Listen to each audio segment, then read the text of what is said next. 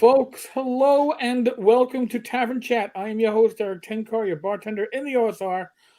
Stage right, or my whatever. To my side is none other than Bad Mike Battalato. With a bad headphone. So put Please up have with me tonight because this is going to be tricky. listen. Your the AdSense dollars, us being monetized is going to get Mike a new headset. So it Yay! yay, and, Well, and and I'll buy it on Amazon, so he'll get it in days now. ooh, not Oh, Mike just did it. He already proved that he needs a new headset. There you go. He came back. I can't move it. If I move my head the little spit, it pops out. So that's the issue here. All right, so it's gonna be a challenge, When folks. I did the live cast at a GameHole last week, I had a little dongle that I plugged this in that I plug it into the computer, and I think I left it behind that night and I lost it. So that seems to be the issue here. Is that I can't plug it directly into the computer, but oh well, it is what it is, man. So, folks, we were supposed to have Levi Combs with us, but from my understanding, Levi had to drive home from the con from So we hell. drove home from the con in really bad weather. We luckily got out of that weather pretty quick because we were going southwest, and so we got out of the weather pretty quick. But the weather was pretty bad up there, and apparently he had a flat tire on the tollway interstate during pouring rain, and he had to get out and change said tire in the pouring rain on the interstate, which is tricky and scary. And I believe he got in late last night, so he owes his wife a night out because he had been gone for quite a few days, and I think he'd promised her to hang out last night, so he could be with us tonight, and he didn't get to hang out with her, so he's basically blowing us off for his wife, which is allowed. That's allowed. Well, yeah. I mean, if you're gonna blow us off, do it for a woman, because I may have man boobs, but that they're certainly not going to be impressive enough to change No, anything. we're not. So I wanted to have him on because he's right in the middle of one of his Kickstarters, and we were hoping to give him a little, have him talk about the Kickstarter, talk about GameHole Con, all that fun stuff. And I'm going to have a link here to his Kickstarter in just a second. You did it, Mike.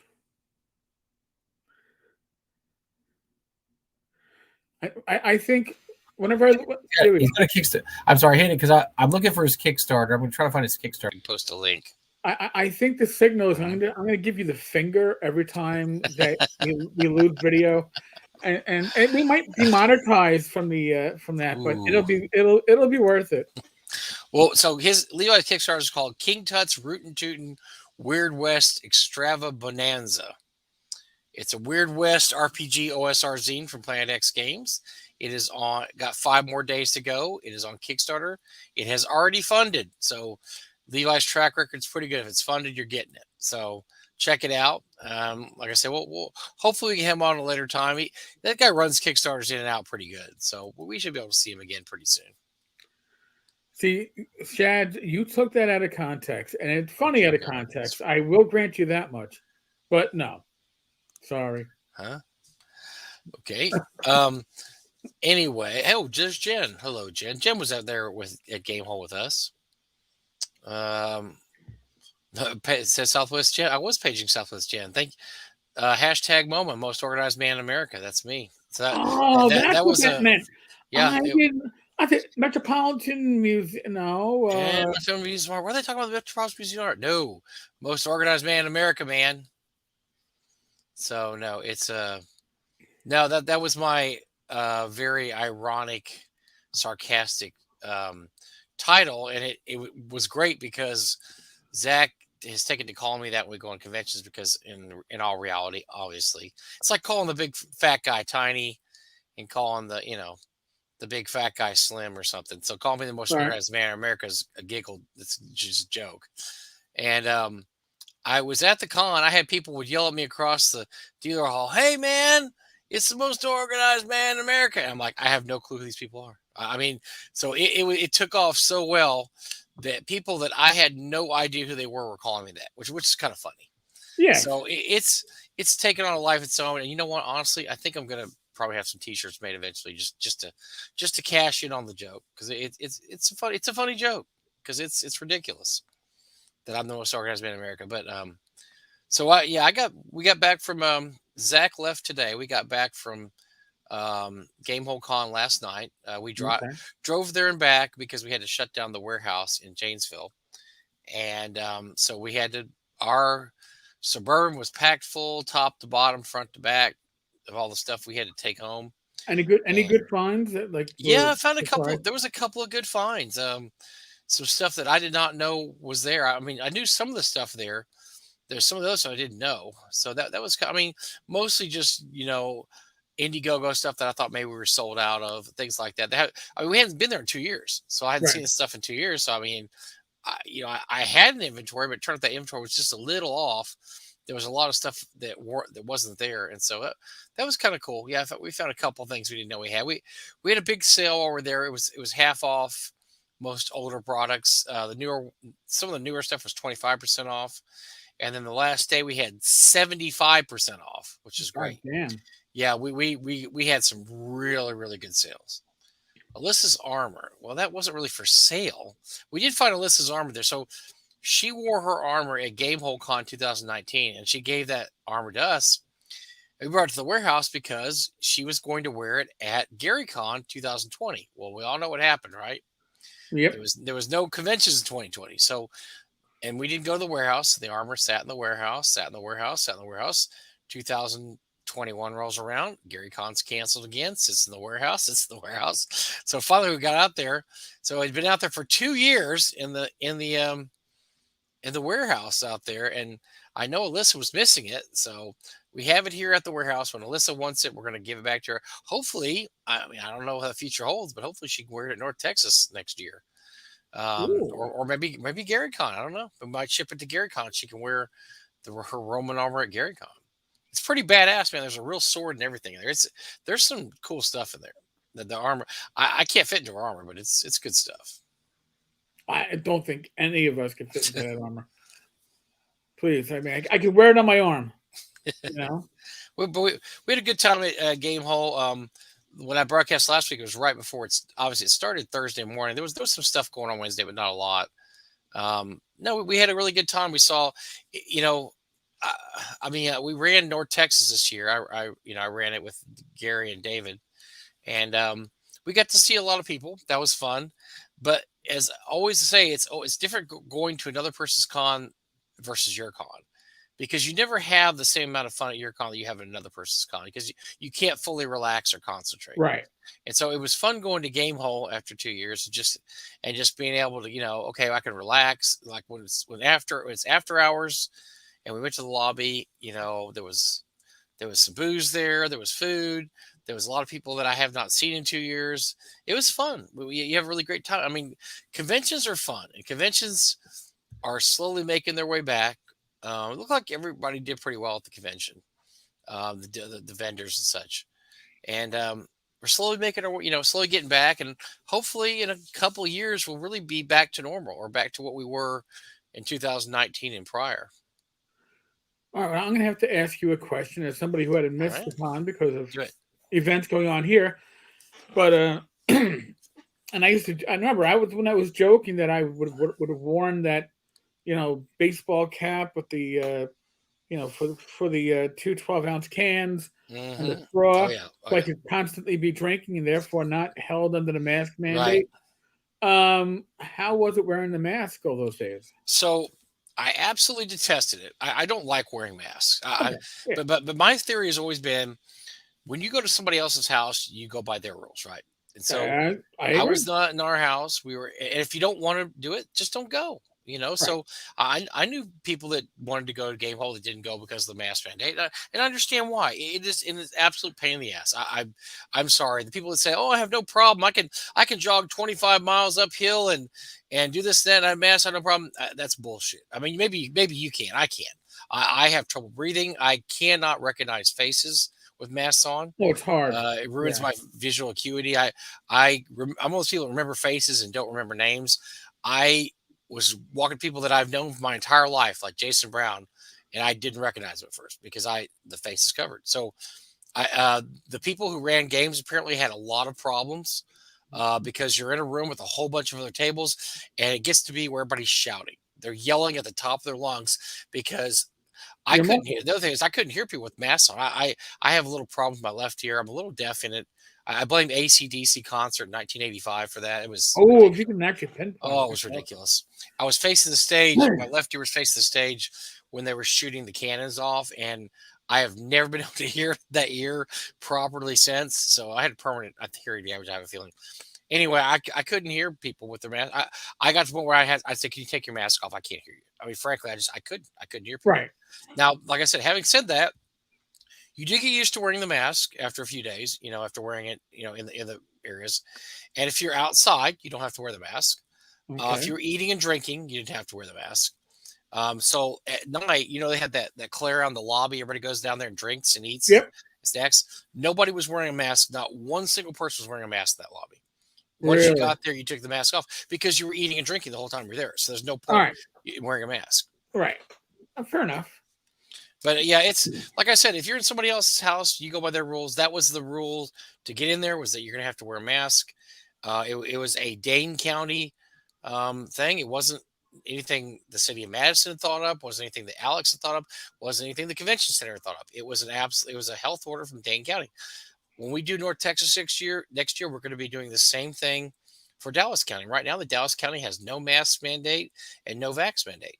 As a matter of fact, we're not allowed to, in the state of Texas, we're not allowed to check for vax cards, and we're not allowed to mandate a mask. So that's what we're going to have to do. And if somebody doesn't like that, then they can just stay home from that. But like, once again, you're going to be at our house. Those are our rules. Right. And so I absolutely respect, GameHole, that they had to do that.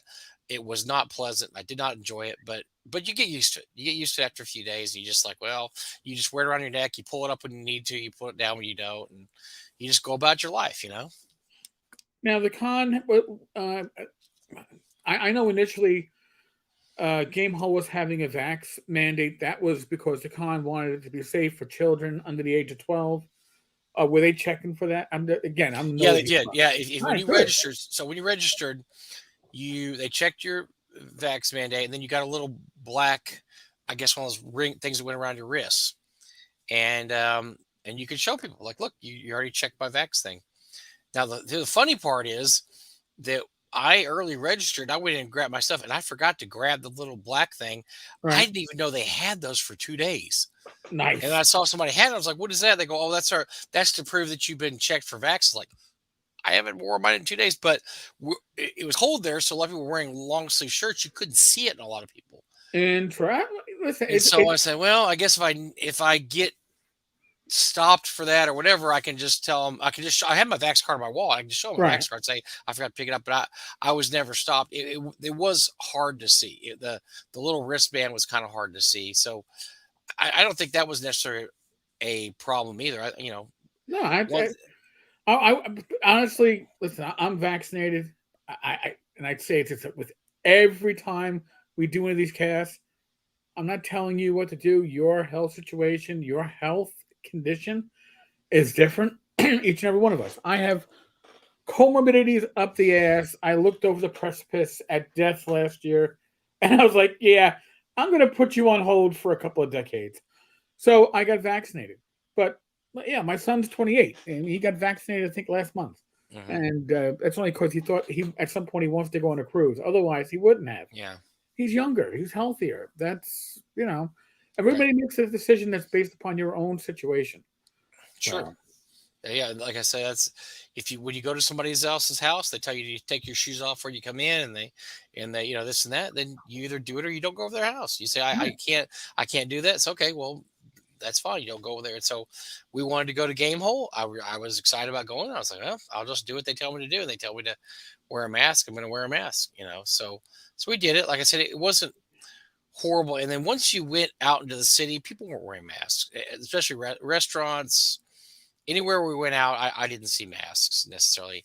And I understand from just being around Wisconsin, because we stopped in Janesville the night before to clear out the warehouse. Mm-hmm. The Dane County law was just Dane County. I don't think anywhere else really in Wisconsin you had to wear a mask. No, I went around and looked, and I didn't see anybody wearing masks in other cities. It was only the well, Madison's the capital. It's the capital of the Right. colleges there. That was really the only place I went to that actually had a lot of mask wearing going on. I wonder if it's because it is a college city, and The capital there, and maybe the that has something with it too. They probably have visitors. They have an airport there. They probably got visitors, and they wanted to make sure everybody was safe. I'm sure. Interesting. Yeah. Again, I am sad that we missed it. Rach has a wonderful time at GameHole, and not just because of the convention, the people, fun working the booth, but fun hanging out. We get to explore Madison because the Clarion, their shuttle is, I think, what, I don't know, 3 miles or 5 miles from the Yeah. hotel. There's some that's a fun little college town. Madison's a fun little town. There's lots of great places to eat and shop all around there. Yeah. So, well, listen, for Rach, it was finding two things: craft soap and the yoga classes. So, come on, you gotta, Uh-huh. you gotta keep it real.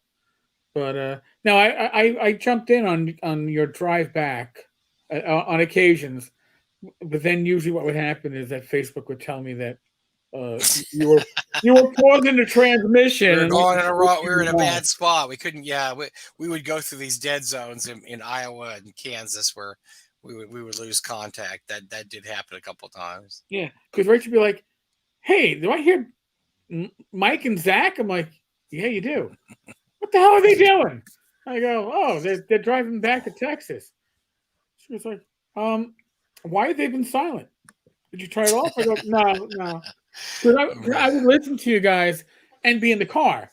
But so it was coming over the car speakers, but there was no video. I'm like, listen, when they're silent that long, we know you know that they're just out of range. Yeah, we had issues with that. It was fun. Those live broadcasts. I mean, it was kind of bittersweet because I'm sure that'll be the final time that we drive there together and drive back together. Now, I've already talked to my wife about 2022, and I think I've got her 90% convinced we'll drive up there. Really? Me, because I detest plane flights, and I'm extremely anti-flight, extremely anti-planes. I don't like it. So and I tell you what, it's a beautiful drive, and this year especially because it was early in the year. Mm-hmm. I think this is the earliest they've ever had GameHole Con. I remember the one year we went there, it was during actual Halloween. Yeah, I was like, it's usually the week after Halloween, but this is the week before Halloween. It was early. And it was beautiful. The weather was gorgeous. The last day there, it rained really bad and it got cold. But other than that, it was absolutely beautiful up there. And so it's just a gorgeous drive up there. And I would like to go up there with my wife. So next year we might drive up there ourselves. But yeah, it was, like I said, bittersweet because I didn't get to go. I won't get to go with my pal Zach anymore. And we just have you can imagine a car with Zach and I in it for 8 hours a day. Oh my God, that'd be hilarious. It's a blast. We laugh, we tell stories, we gossip, we just whatever. It's just we listen to podcasts of people. It's absolute blast. I'm really gonna miss it. That's cool. Actually, having my first non North Texas con in my current iteration was Gary Con with you and Zach sharing that room. And you guys are a fucking pisser to spend all that much time with. I've learned over the years anyway. But I can only imagine. It's like I almost wish I was in the van with them, but then I go, wait, but I'd be the one sitting on top of the books. And we had no. I mean, we couldn't take anybody. Down there wasn't too bad, but coming back, man, oh man, we tried. We sold as much stuff as we could, and we really pretty much filled that car up front to back, top to bottom. And wow. So it was a tight squeeze even to get our luggage or anything in there, but we managed to fit it all in there. It was great. I mean, we had left a couple things behind that weren't that useful. We had a whiteboard. We left that behind. A couple of things are just really kind of big that I don't think we're going to use anymore. So I don't remember ever using a whiteboard at any of the cons when we were working the table. So I think Matt used to. Excuse me. I think Matt. Oh, for games. Okay. I'm gonna yawn a lot because I'm still tired. We had a really good sleep last night. Went to bed early. But I tell you what, I have been dozing off all day because I got pretty good sleep this time. I think this is probably the healthiest I ever was there because this is going to come as a shocker. I had about 3 beers the entire time, and 2 nights I drank a little bit of whiskey, not very much. And I was Really? just trying to keep it healthy and not get loaded and then just have to wake up and just be hurting, and then just because some of those, how it is. Some of those conventions we go to, I might have a few drinky poos and I maybe only get to bed at 5:30 in the morning, I and then wake up and I'm getting a little older and it's tough, and you're like, oh, see, I'm Mike, such this might be a good choice for you then. Do you see what that says? single malt Non-alcoholic, scotch. Oh, not non-alcoholic spirits. no, I'm not drinking non-alcoholic spirits, Eric. That's no. I, I, Either I get I, the booze or I don't get the booze. No. listen, a good friend of mine, my old bartender, retired detective, grew up, knew my mother from the neighborhood. They were both around the same age. Uh, his liver is failing, his kidneys are failing. He was a big Scotch drinker. So I'm going to try this later on tonight after the show, and see if it is palatable. If it's palatable, It might be palatable. It may hey, be. he can't drink anymore. I might bring this over to his house, and I was like, and how did I find out about stuff like that? I found out about stuff like that from a friend of mine, a fellow gamer, our generation, who happens to be a Catholic priest. Oh. And he goes by Ask Padre, and he was a big. Oh my God, the SPI game, Dragon. Dragonheart? No, not Dragonheart. No, Dragon, not Strike. I had so many fucking titles that had Dragon in it, and I can picture the guy. I can picture the warrior holding that freaking head as a trophy. But in any case, he is a big gamer. Still runs games on the weekends at his parish. And for Lent, he gave up alcohol and was trying it's a different toughie. non-alcoholic spirits. Mhm. He's a big, I think, whiskey and Scotch drinker. So, I figured, not for Lent. I just figured if it tastes palatable, maybe I have something I can bring a friend. Not that There's a lot of empty calories in booze, and I was trying not just to just to take it down a notch because I didn't want to eat all kinds of crazy food and have all kinds of crazy drinks like we've done in the past. But it's been 2 years and 2 years older, and trying to be a little healthier. And so I thought, and so I would have like a really barely a beer, like a Coors Light at night, which is like I know that's barely a beer. it's piss water, but I drank it because it's low in Mhm. carb. TR 349 Dragon Quest. Thank you so much. Thank you. I traded Junta in high school. The SPI, so the West End Games version of Junta for a beat up copy of Dragon Quest. And then I realized this was written by a war game company and was less intelligible for my eyes and my reading capabilities than AD&D was. So it never got played, but it certainly was good in itself. Anyway, so yeah, we saw a bunch of our buds there. I mean, a lot of people that we talked to and hang out. That was cool too, just see people in person again for the first time in 2 years. Now I saw some people at North Texas. Yes. But there was a few like Stephen Porcorny, talked to him. Luke Gygax was there, talked to Luke. I mean, there was a few people that I have not seen in a couple of years that were there. So that was fun. It made some new friends too. And gosh, we just had such a great time. Ate some great food. There's some great restaurants in Madison. There really are. Oh God, yeah, we learned that my first year down there. Even though we had to walk in fucking snow through parking lots and up hills. We got to see Dune Sunday night. We bought some tickets to IMAX. Yeah. All right. Now, went there. Without giving any spoilers, and just to put things in perspective, first off, are there any subtitles in Dune? Yes, many. All right. You've already told me I can't go to the theater. No. Because the reason why, folks that don't know, Rich is legally blind. So if we go to a theater and there are subtitles, and we're not sitting in the first row, I'm going to be the asshole fucking talking in the theater. I don't want to be the asshole. So what they do is, so if you've ever read the books, they have a sign language that they use. And so several times in the book when they're trying to be quiet, they use the sign language and they put beneath it what they're saying. Violence is imminent. Watch your back, so like that. And so Right. that part, yes. And then a couple times they obviously they're speaking alien languages from beyond the stars or whatever. And so they'll say something and they'll have like a little translation underneath. But and then also they have a translation there. All right. I See, mean, it's not over the top, but that's yes, okay. it does occur. It does occur. It does. Listen, last Black Friday, I got us a 65-inch Sony, and we don't sit far away from it. Now, Rach can actually, she can read most of the subtitles and what we watch if we watch in this room, and we have HBO, so we'll have it for free. I can watch it. I'll make her see through it. No, I don't think he was forced to see Dune. I think that it was a time killer. It was it was. They did a really good job. It was. I liked the Lynch version 84, the extended version, not the regular, but extended. It was really good. I tell you what, it's going to win some Academy Awards. Probably the soundtrack is incredible. The cinematography is unbelievable, and the special effects they're just amazing, absolutely amazing. It's a so for those of you not okay. So science fiction is a genre. Space opera is a genre too. Star Wars is space opera. It's not science fiction. That is not something that can really happen. That's space opera stuff. Science fiction, especially hard science fiction, there's not a lot of it out there. The Expanse is science fiction. If you've ever seen this TV show, The Expanse, but most of the stuff we see is not what we would call hardcore science fiction. Dune is hardcore science fiction. It takes place 10,000 years in the future. They showcase all kinds of different technologies.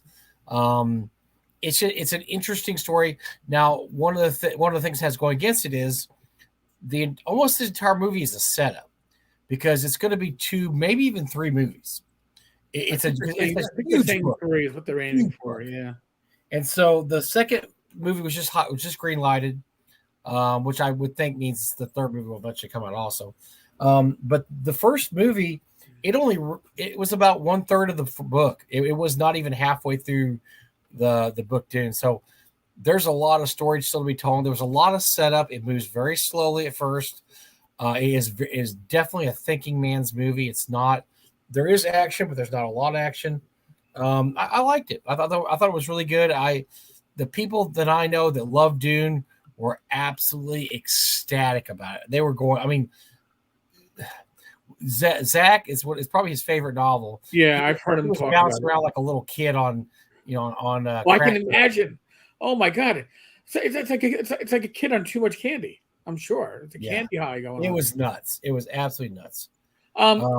True confession, I saw the sci-fi miniseries was okay, but the special effects it doesn't even approach even slightly what this thing is. And sci-fi yes, cheaps out. Watch it. Sci-fi will cheap out on you on some stuff, and they definitely cheaped out the Doom miniseries. The movie, like I said, I won't be surprised at all if it wins several Academy Awards for visual arts, and the soundtrack is like it's really good. The soundtrack's really, really good. It's got this deep drums that it reminds me of the best of the John Williams stuff. John Williams for the Star Wars movie created these really heroic, things that we still dun dun dun dun dun dun. I mean, really great. Right. I can't remember who the composer is.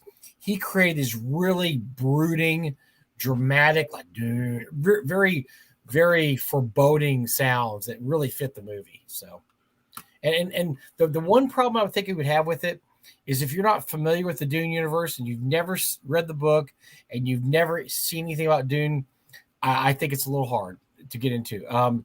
We took Zach's wife Jen, and she liked it, and she kept up pretty good. There's probably a couple spots where if you've either read the book or the movie, you might need to whisper to someone like, okay, this is what this means, or this is what they're doing here. They have a little exposition. Like in the book, they have a lot of exposition. They'll sit there, like Zach said, there's a council of strategy in the book that takes 60 pages. I mean, they because it's all exposition. It's telling you about the universe. Well, this is movie. They have to show you, not tell you, right? That's the whole thing about movies: show, not tell. So they don't explain things quite as thoroughly as the book would. But you can pick up. I just think visually, it's a treat. Visually, it's an absolute. My son said. My son. Listen, I know about Dune. I never read the books, but I heard a lot about the books. I got friends that are like, I don't know what's the word, Dune-ists or whatever. They fucking, if Dune was a religion, they'd be the high priest. And I respect that. My son went to see it. My son wouldn't know Dune from a sand dune. And his response was, I have no fucking idea what was going on, but man, it was fun. Yeah, I I'll can see take that exactly. That makes perfect sense. It really does. It really, really does. I'm going to disagree with you, Ben Sack. I think it was a really good soundtrack. I was extremely impressed by the soundtrack. I'm going to look up and see what else he's done. Hans Zimmer does ring a bell. It sounds very familiar, but I thought it was an excellent soundtrack.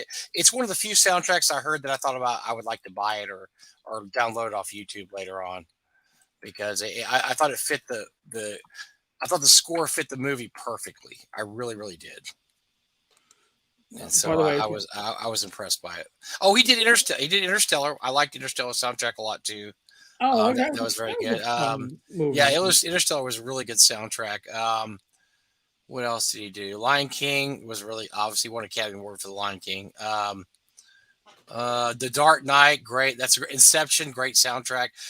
Okay, it may be his worst one, but his other ones are so good that his worst one's still better. His worst is still better than most. Yeah, I'm going to tell you, I really enjoyed it. I really enjoyed the soundtrack a lot. I thought he did some things with drums and some foreboding kind of pauses that I think was very experimental, and I think he did some good stuff. So anyway, exactly. I will get you to your topic later on in the live stream. I actually mentioned it on a quick, short episode earlier today.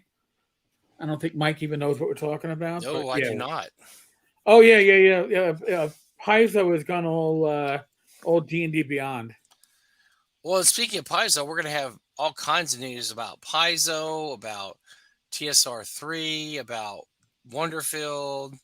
We had a lot of stuff go on during GameHole. Let me tell you, there was a lot of fun stuff that happened during GameHole. I mean, folks, you're actually lucky. Like last week, I had to take Race to a number of appointments, and not the appointment that we canceled GameHole for. That got rescheduled till tomorrow.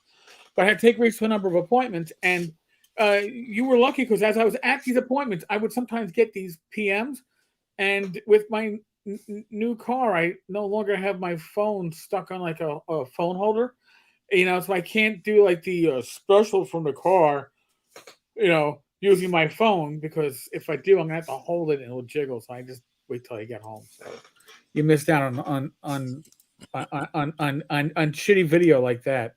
Oh boy. Bill Barsh is in the house. Oh, okay. Actually, Bill, I got your email earlier about or Ben's email about the delays, thanks to everybody having fucking delays in this world. Yeah, I saw Bill and Ben there. That was good. Good deal. Hey, I had a long conversation with John Peterson. Man, that guy's. I love John Peterson, and he. Did you get a commitment for him to come on the show? No, I laid the groundwork, and he's been to a lot of North Texas, so I think at this point he knows who I am. No, I'm just kidding. He knows who I am, but I can contact him and say, hey, would you like to pop on the show and talk about the book and stuff? Because he told me I was interested in some of the questions. I had some questions about how he wrote the book. And as always, the answers to that were fascinating. John just absolutely fascinated me with how he'd done some of his research. And so, yeah, that was fun. Talking to him was great. He's always got, because he just, obviously we're talking about his new book, The Game Wizards, which is a story about I bought it on Kindle. I'll be reading it tomorrow as I sit around for hours. I'm going to get it on Kindle before I go on vacation because I'd love to read that on the beach. It sounds wonderful. But everybody at the con that I talked to really was almost everybody was reading it or, was going to read it because it's, they're just it's history of our hobby, man. It's a major historical event in our hobby, which was basically the day that leading up to the day Gary Gygax got booted from the company he started, which is a company that created D&D. And so He goes into a lot of detail about Gygax and Arneson and everything that went on in the years leading up to 1985. So it's very. I'm very excited to read that. But I asked him some questions about some of the research he did, and he blew me away because, as always, John Peterson is not screwing around. No, He does his research and he gets all his ducks in a row, and so that's great. and you have to get into the right frame of mind sometimes when you're reading his books, because they are on point. He is precise. He doesn't leave stuff out, but he doesn't add stuff in. There's no embellishment. So it's not like you're going to go through it and go, oh, am I reading a historical novel? No, you're not reading a historical novel. You're reading fucking history. And you have to focus yourself to expect that you're reading history. He had, so one of the questions I asked him, and I know this is getting off point, but I mean, this is just so interesting, was that what kind of cooperation did he have with the guy from the Gygax and the Arneson family to do this book? Because, he covers a lot of really personal ground in there about stuff. And I know his big thing is he doesn't trust anecdotes. It doesn't mean he doesn't sometimes rely on anecdotes. You can confirm them from secondary sources. He will not trust them. He likes to have primary sources. And he said that the guys that did the documentary, the great, remember the two documentaries that had the dueling documentaries? Yes, dueling documentaries. He was able to see all the footage from those, plus the footage they didn't put into it. And he said, for example, they talked to Rob Kuntz for over 4 hours. Wow. He got to watch all this because whoever won the lawsuit, I don't remember which one won the lawsuit, they got the rights to all the interviews. Now, these documentaries were probably, The Great Kingdom was one of them. Great Kingdom was one of them. I can't remember the other one was. These will probably never come out, but John, through his awesome connections, got to see all the interviews of everybody, which included interviews with Gary's ex-wife, Mary, with Gail Gygax. I mean, this is all stuff, how long this is like 5 or 7 years ago, right, Eric? This was a while back this all happened. Oh, wait, the Gail, let's see. Which aspect? Like the documentaries. The documentaries came out. They did these interviews. These interviews were done about 5 to 7 years ago. About 4 or 5 years ago. I believe, if my memory is correct, it was shortly after I had my deep delve into the Gygax Memorial Fund. I'm looking it up right now, Garrick. It was the Great Kingdom. Let's see. It funded in. Oh shoot! It doesn't say here. It funded in 2014, so that's 7 years. Oh no, that's before. Yeah. It got funded before, but the fallout took a while to happen. Right. Oh yeah. Oh my God, it was painful. So there was that, and there was another documentary at the same time, and I won't go into all the legal problems that happened here, but they had a gigantic lawsuit, and it sadly resulted in neither documentary come out. However, all the footage was shot, and it all exists. And John was able to watch this and find out just some he was able to watch the unedited footage, which some of these interviews, for a documentary, they may interview somebody for 4 or 5 hours and only take 5 minutes of dialogue. Right. I mean, they just take the most important parts. So he was able to watch all that. And that's where he got all his information about the Gygaxes, Arnesons, everything. And it was out of their mouths. Like, this is out of the horse's mouth. So he considers that a primary source when Arneson's talking about Arneson. You can't get beyond that. That's pretty good. Zachary, bad blood between the two sons is the siblings don't have bad blood. The bad blood is what bad blood there is from observation. Okay, I'm not talking. Nobody has spoken to me personally and given me inside information. My observation: it is Gary's children from his first wife and Gail Gygax, the second wife. There's bad blood. Or at least there isn't. It isn't a fun, happy family. But the kids, including Gary's kid Alex from Gail, all those kids seem to get along very well. From my the children all seem to get along really well. I know that Luke posted the other day that somebody had posted something about Ernie and the TSR con interfering with Gary Con, and I think Luke said, look, all I know is Ernie's running a game at Gary Con from 1 to 5, these 2 days. He said, whatever he does beyond that, that's up to him. That's up to him. So he's not mad enough not to have Ernie at Gary Con. Right. I mean, doesn't seem to be, causing him that much strife that he just told Ernie, no, you cannot come to GaryCon. So, Secrets of Blackmore is the Dave Arneson and that's a different, yeah, no, documentary. that wasn't one of the That's ones in the different. lawsuit. No, That yeah. one came out. Actually, Mhm. somebody was nice enough to send me a physical copy of it, so I shall. Yeah. One day when I have an afternoon to waste, and Rach is not around because she's not going to enjoy that. I will enjoy it. Rach will be like, "Why are we listening to a bunch of people like Ten Cask when I can just see him at a con?"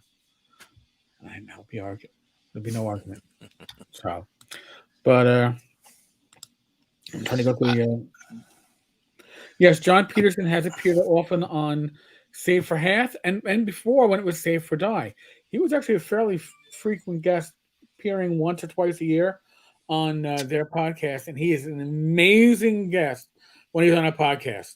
I mean, as I said, you have to be in the right mindset to read his book because it's detail, and he's great on that detail. But you have to be in the right mindset, or else you could get frustrated. Not everybody is in that mindset, and one time I wasn't.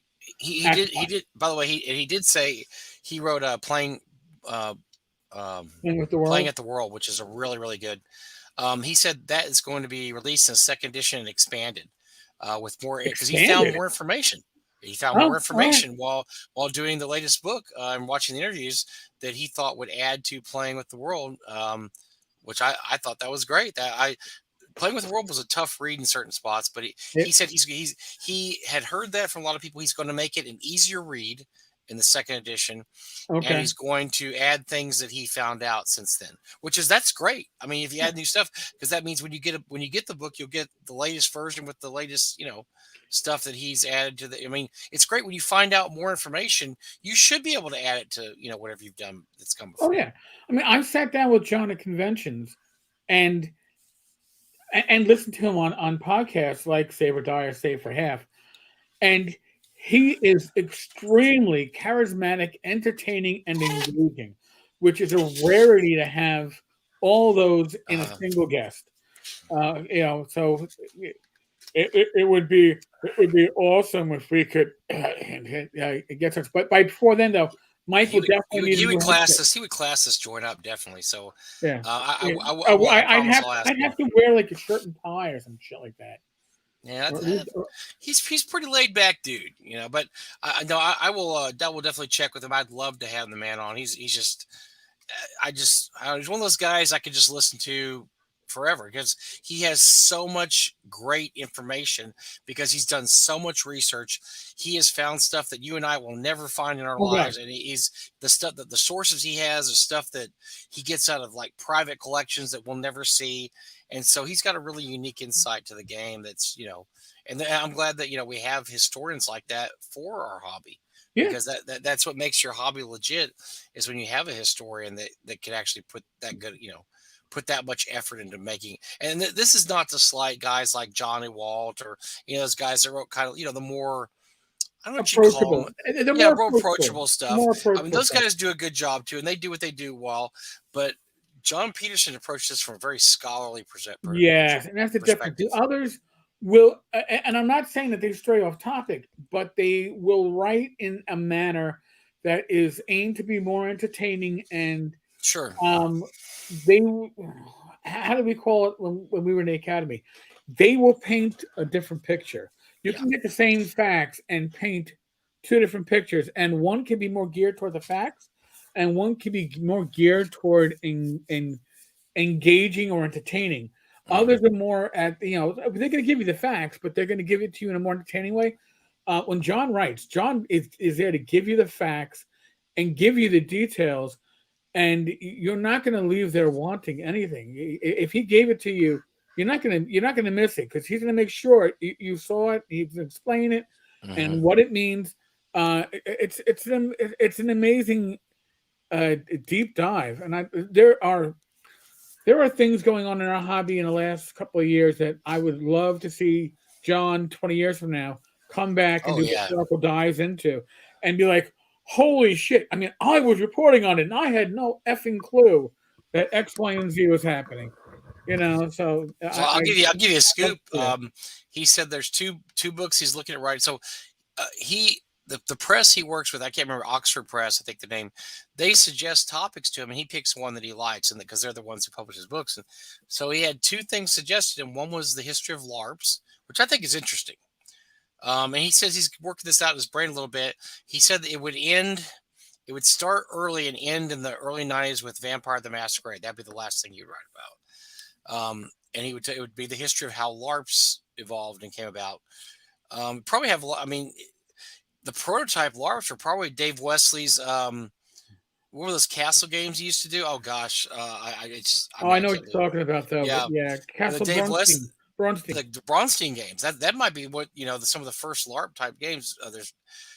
Because those games you were never given any rules. You were just told you're the innkeeper, you're this, and you were given a set of goals, and you were just thrown in a room and you talk to each other, and you basically start play acting and acting out these parts.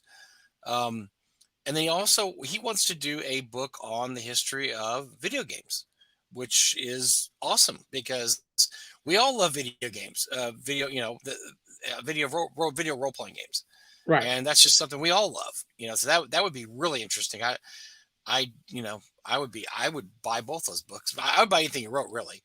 But yeah, the history of video games, because that was a great moment when we were able to finally play stuff in the mid 90s or mid 80s and mid 90s that were D&D. Yeah. When you first got the Gold Box series and you God, slapped it in, you're like, oh my gosh, this is D&D on computer. Oh, wait, break out the wheel because you need to get. Wait, what's the password to go on to the next? Oh, the wheel. Yes, you had to get the password. Oh, that was a pain in the ass, but yeah, that stuff. So I would love to see anything he writes, I'd read. But yeah, that's the things he's looking for in the future, he said. So hopefully we can get him on here one of these days. That's one of the guys that we haven't had yet that I'd love to talk to.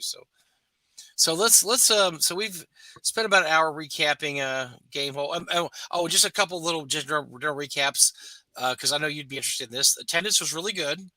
It wasn't as full as the last year we went, which is 2019. But because it seemed like there was space, it wasn't really crowded ever, right? But it was pretty well attended, I think, for all the worries we might have had that maybe nobody's going to come, because of whatever reason. But no, I think they did pretty well, and of course it ran really well too. Everything went perfectly, but yes, and the dealers did okay. We did really good. Frog Out Games did really good. I don't think a lot of the dealers did as good as we did, but we also were having some massive sales. Right. So it's like, hey, 50 really off. Good stuff. Jeez. Yeah. People are going, I'll leave behind my underwear to fit this in my carry-on. I'm serious. So I've done that. So we were selling. So we had on Sunday we had 75% off. We had The Blight, which is $160 book for $40. Oh damn! And that's a bargain. The Blight at $40 is an absolute bargain. So we did have some good deals, too. But yeah, so sales were good and attendance was good. So as long as everything stays the same and we don't have any issues, I'm really interested in seeing what's going to happen next year at TotalCon and GaryCon. Yeah. Oh God, it reminds me. TotalCon. I gotta reserve my room. I'll get to drive there in my new car that doesn't have muffler issues. Fancy and fancy. I think Zach and I confirmed that we will actually be appearing at in Longview, Texas, at the LongCon second week in November. We're working out a scheme where I'm going to come off vacation for 3 days and either drive or fly up there. And I think Zach's flying into town. So if you're anywhere in East Texas, mid-November, we will be at Longview LongCon run by Matt and Eddie. And so we pretty much confirmed we will do that. I've only heard we talked about it, and I think we're going to do it. I've only heard good things about LongCon. So it's fun. It's a smaller con, but it's great. It's a small timey con, only a few hundred people, but it's I've only been a couple times. It usually falls at a really bad time of year for me, but I've had a blast every time I've been there. Well, you see, next you're talking about Wisconsin next summer, maybe VentureCon. You know what? I would be absolutely in for VentureCon. I did talk to my wife. I told her that I want to bring her to Wisconsin. It's such a beautiful state. I wanted to see it, and as you know, Eric, we've been talking about buying an RV. So I don't Ooh, know. Summer in well, Wisconsin, late July, that might be nice. And VentureCon. it's in Madison. Rach loves Madison. Mm-hmm. So now Madison's a great city. Yeah. my only question then becomes: do we drive from New York? Because we drive from New York, we'll obviously have a car for the convention, or do we fly and do I rent a car? And I don't quite know yet, but it looks more and more likely that we're going to be going, especially since Rach did not get to go to GameHole, Yeah. and she's just like, I can't be without Madison for another year. I'm like, Jesus. What kind of drive are we looking at for you guys? How many hours? I would have to be 2 days. Yeah, that's what we Yeah. did. That, That's what we did. That's what and we had. remember, I only have one driver, me. Well, we practically only have one driver because Zach doesn't drive. He sits in his chair, his companion chair, and he takes phone calls and he pontificates and he calls people. And so I'm usually the loyal driver during most of the. Okay. So So I'm used to being the driver. Yes. see, the thing is, and thank God, my old car had heated seats. The new car, one of the requirements was heated seats, and I will need the heated seat even in the middle of July. Just so you know, I will have my AC blasting. Oh By the yeah. way, by the way, dual climate control, so Rach doesn't have to freeze as I freeze. Nice. But Nice. I will have my heated seat on for my sciatica and my lower back issues. So maybe the drive won't actually be as horribly Man, those painful. heated seats are sweet. Oh, those are Oh sweet. my God, yes. I don't want to get people upset, but oh my God, they are awesome. We had them on the Suburban we rented. We had the dual climate control, but we had the heated seats, and they were 3 tier. You could do one spot, two spots, or all three. And man, when you get in that car on a cold day, there's nothing better than push that button, having your heat seat up behind you, or your seat heat up behind you. Yeah. All right. So as we step into the non-game hole topics, Let's move on. There was other things that happened this week. yeah. Well, here I'm gonna click on this one because it was mentioned earlier, and somebody wanted to know the feelings on this. So Mike, I'm gonna pull up the article from N World, and yes, they actually do have articles that are worthwhile and well written. You know what? I think they might have turned it around. They seem to have turned a page on this and not have the kind of garbage stuff they used to have when other people were in I'm charge not here. saying Chris No Elton. names mentioned. Yeah, no names mentioned, but Yeah, much less sensationalized than that, and much more news. His Crelton is the pseudonym of the person I'm referring to. But yes, so Pathfinder Nexus is the official tool set for Pathfinder 2e. What this basically means is that the creator of D&D Beyond, who left to form Demiplane.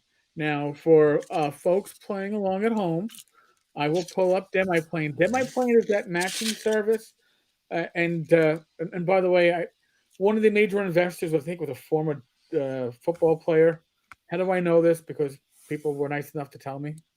But in any case, this was put up by the creator of D&D Beyond, who left D&D Beyond, and this left D&D Beyond before the Wizards of the Coast survey, saying, "Hey, if we put out a VTT, what would you want? And if we did our own digital services, what would you want?" You can kind of figure out why the individual left. So he formed Demiplane, and Demiplane is interesting because as you will look at in your left hand side, 3 down, $14 per session. That's per seat. Mhm. You can actually run games that are paid. You better be good at what to do if you do so. But True. in any case, he and Demiplane have teamed up with Paizo to do the Pathfinder Nexus. And what is Pathfinder Nexus? It is D&D Beyond for Pathfinder. However, if you already own a product, like you already own the PDF or the physical product, I guess you bought it through Paizo, you get a coupon code for the Pathfinder Nexus version that will give you a discount. And if you buy the Pathfinder Nexus version of whatever content, Mm. you get the PDF for free. something that you can't get from Wizards of the Coast because they don't do PDFs, which is interesting. Yeah. Yes, that's interesting. And this is interesting. This comes out the week of the news that Paizo will be recognizing the union, which is Yes. really really interesting. And so this is, I don't know if this has a significance coming out when it does, but Oh, definitely gives them another tool in their tool chest, right? I mean, that's it something does. they can. And Chads are, oh my God, I don't know whether to kiss you or to punch you in the fucking mouth. Pathfinder Nexus is going to be the Paizo Gleemax. Ooh, who remembers Gleemax? Oh, that's a callback. Oh So my God. I was there at that Gen Con when they announced and released Gleemax. I was at, it was 2007, 2008, can't remember which one, but I was there, and boy, that got a resounding thud from everybody within view Kathunk. within. Yeah, nobody knew what the hell it was. I still not even 100% sure what it was, but it failed miserably. And it was an Oh, online, it was online way to, well, it was online and it was WotC and it didn't work. Let's just say and let's keep they it. literally did not know what they were doing or what they No, wanted to do. no. Well, now here's the issue. Now, this was brought up to me by a taverner. I had a number of PMs going back and forth with her earlier tonight.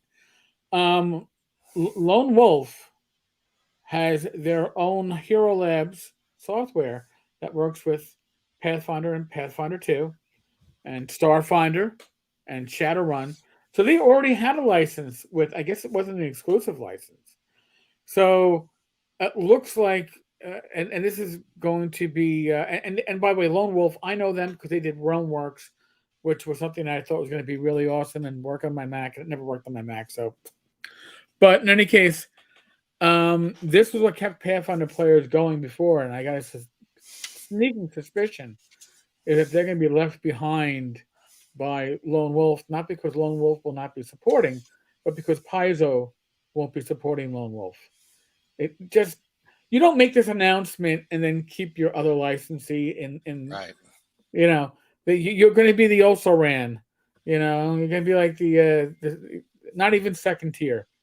It's like, oh, we got our pro team and we got a single A baseball team playing in Staten Island. What do you want to see? Do you want to see the New York Yankees or the Staten Island Yankees? What really? Tell me what you want to see.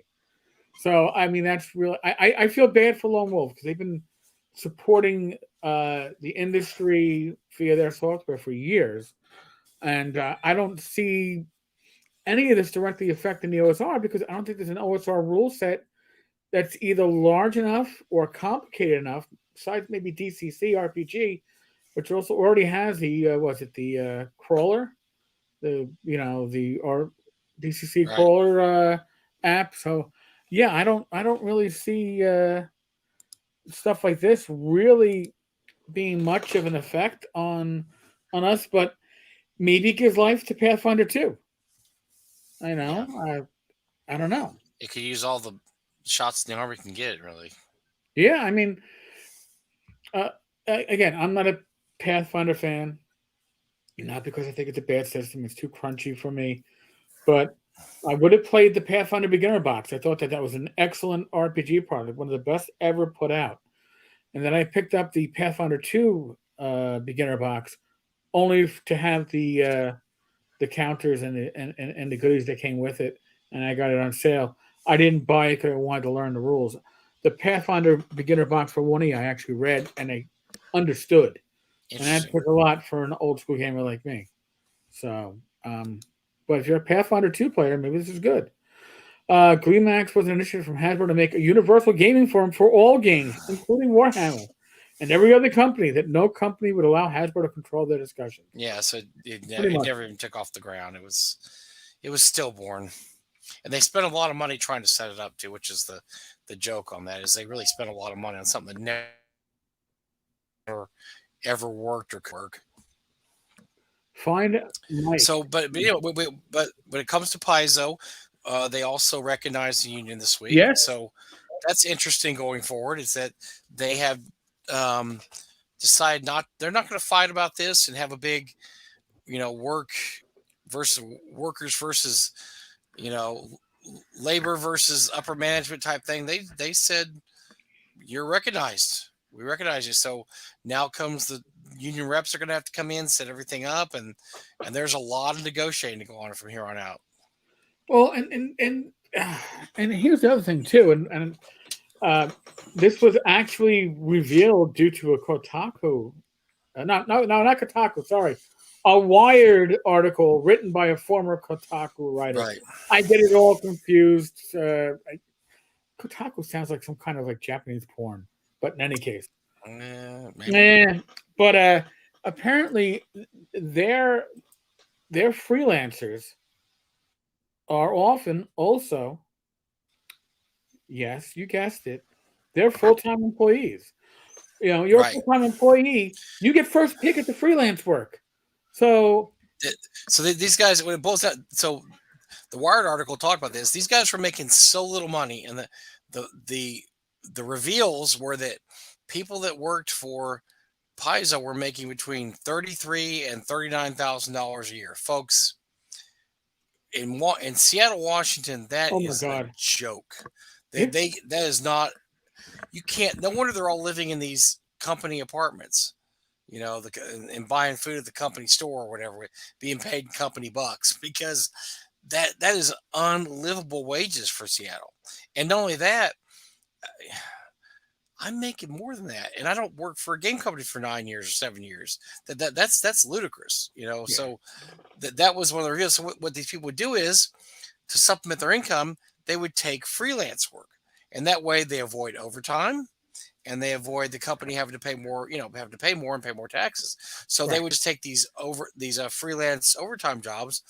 So these poor people that are working, 40-hour, 30-hour weeks, they're working another 20 hours freelance just to make ends meet, because freelancing is not a bad gig. Freelance can pay $20 to $50 an hour, and that is not a bad gig. So, yeah, that was a weird situation that, But here's the thing too. They quote Lisa Stevens saying that they should stop complaining. They should be. There are people that would do this work for free, and you know what? There are, and there aren't necessarily people that are going to do the office work for free. But there are people that will write the content for free. We've seen it. They do some do great content for free.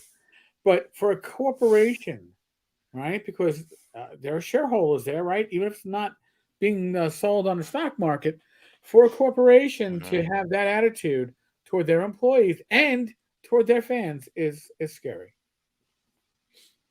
So, yeah, it's.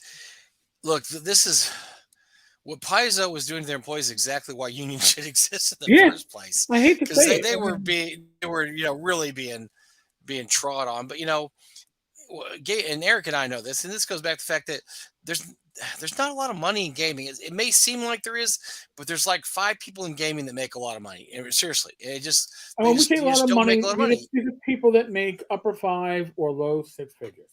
And then maybe there's 15 to 20 that make a quote living on this, meaning that maybe they make 30 grand a year and they have no expenses because that's their lifestyle. So that's their choice to live on 30,000 a year. But they're not living in Seattle. They're not living in New York City. They're not, living in those locations. No, and that's the thing. Apparently, Paizo required they live in Washington State, which is crazy. Because yes, you could get by the salary like that in Texas or Arizona, maybe like Oklahoma or something. You can't get by with that salary in Washington. So yeah, that's weird. They require people to live there, especially in the way our society is going right now with working online becoming more and more prevalent. Yeah, that's just old fashioned and weird to say no. We don't trust you to do the work unless you're in the office, and that way we can look over your shoulder and make sure you're doing the work. That's a very old paradigm. That's going to go away at some point, where you have to go into the cubicle and management has to watch your every move. Well, because they want to make sure you're still actually doing your work. I've heard people say their computers are set up that if their head disappears from the camera for too long, even when they're not on a video conference, their bosses get a ping. It's like, where were Yeah. you? Oh, I was taking a shit. I mean, what do you want me to do? Take my laptop Say with me? it done, man. I I don't would. have I would. it You know. hooked up. So it's been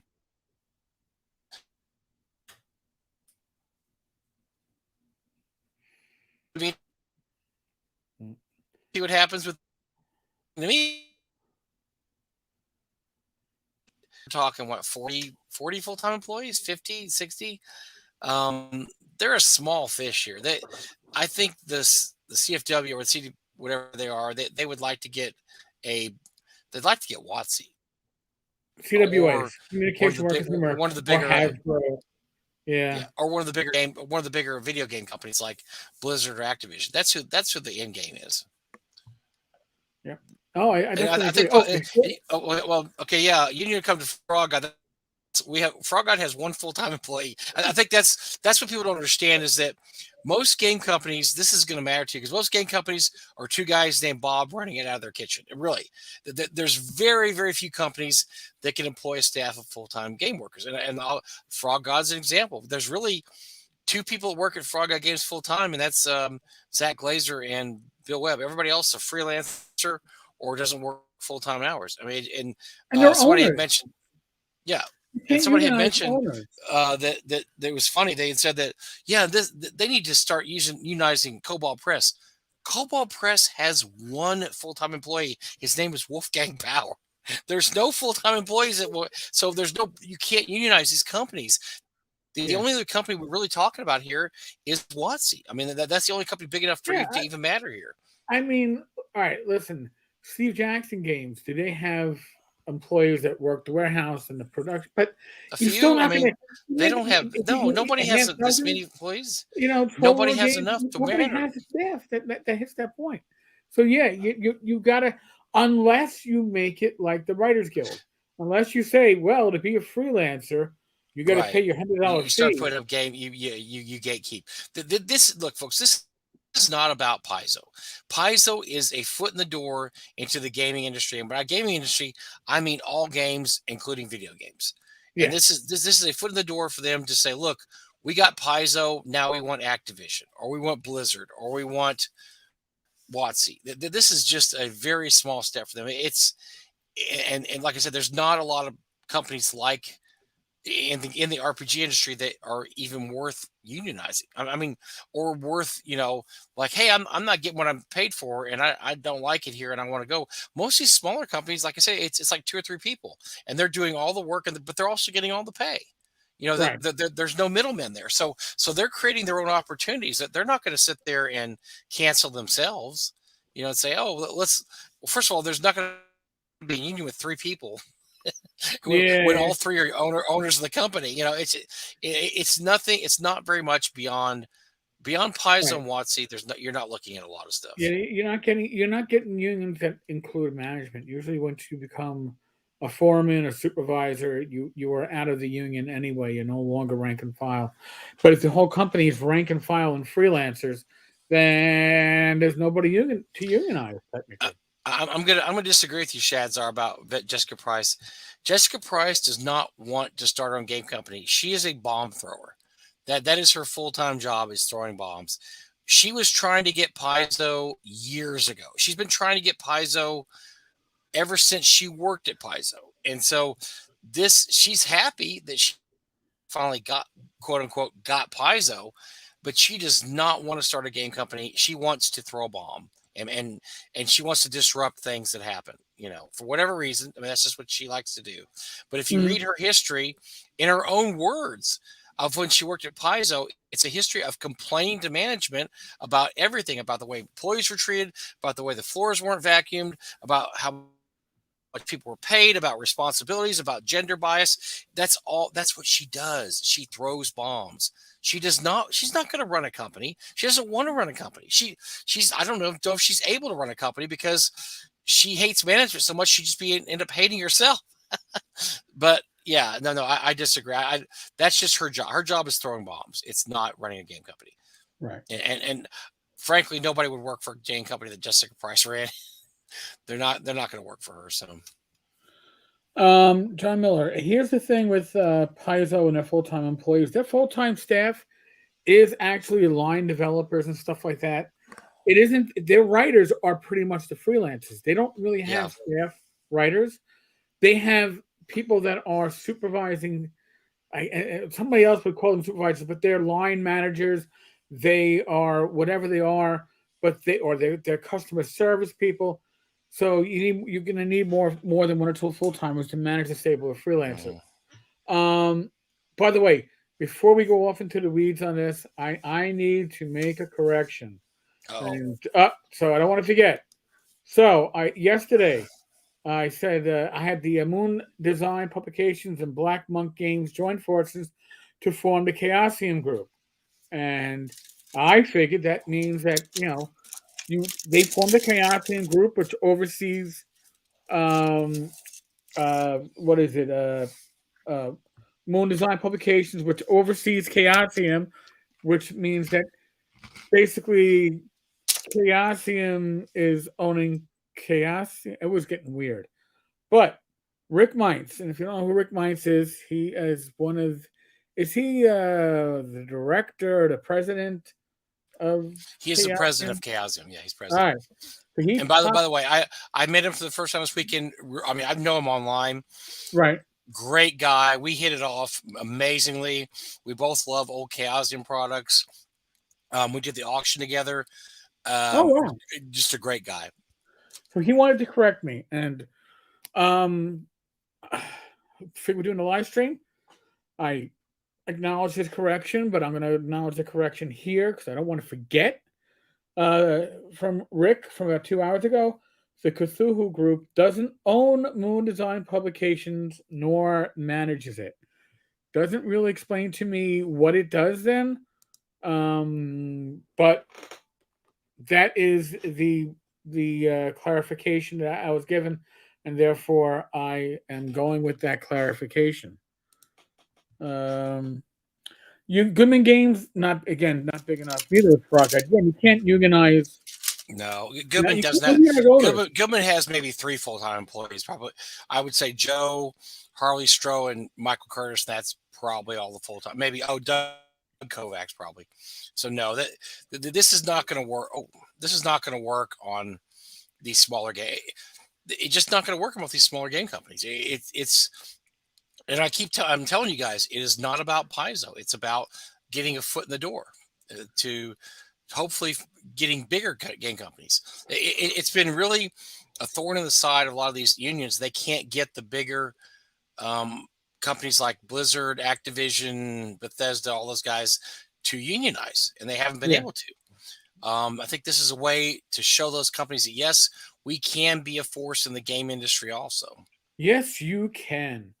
Again, Paizo is relying heavily on freelancers. All their content is basically being done on freelance contracts, even if it's being done by full-time employees, which is going to screw this whole thing up when they unionize, because now the union is going to demand that people get paid enough not to need these freelance contracts.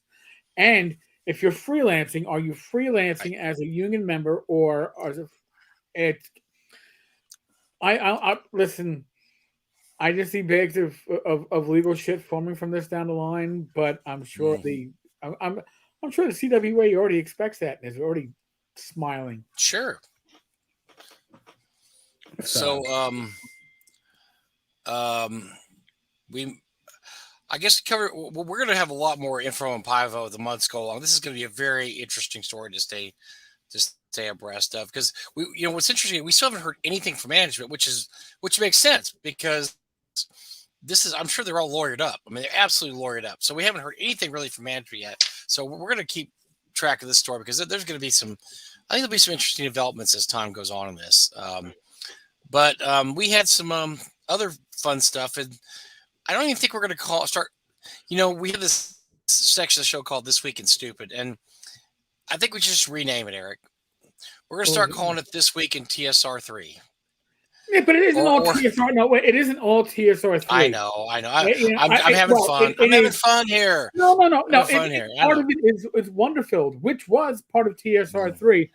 before Steve no, sorry, before They were Steven friends, Dinehart. but they were friends and now mortal enemies. Yes, exactly. Well, here's the thing. And this is honest to God truth, and I'm not picking sides in this, but when it comes to God, what was that movie where you don't go full retard? Um, Tropic uh, Thunder. Yes, Tropic Tropic Thunder. Thunder. Mhm. And I was really wondering for the longest time who really was the the the the more socially, commercially, totally bizarrely stupid individual when it came to social media, whether it was Justin Lanasa or Stephen Dinehart. And I have to say, edging out, not by much, but coming out a little bit ahead is Steve Dinehart because he's doing. We call it unforced fouls, right? Uh-huh. In certain sports, and it's kind of like I'll foul myself. Come on, I'll do it. Come on. It's an easy layup. I'm going to step on my own private member, because I can't help it. I can't. So, do you want to break this one down, or shall I? Oh, I think. What part are we going to break down? There's so Yeah, yeah. many. Do you wish to break down the Wonderfield aspect, and maybe I'll take on the TSR? No, you know what? You do Oh, so. I've watched every one of Vince's that's videos right. this Yeah, week.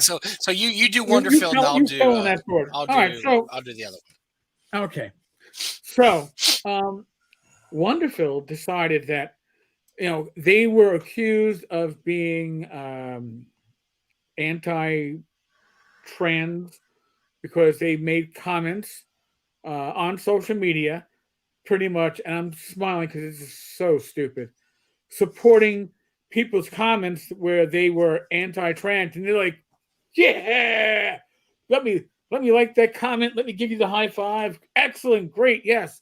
So I guess Steve Dinehart decided that now is the time to well, you got to sell Giant Lands, right?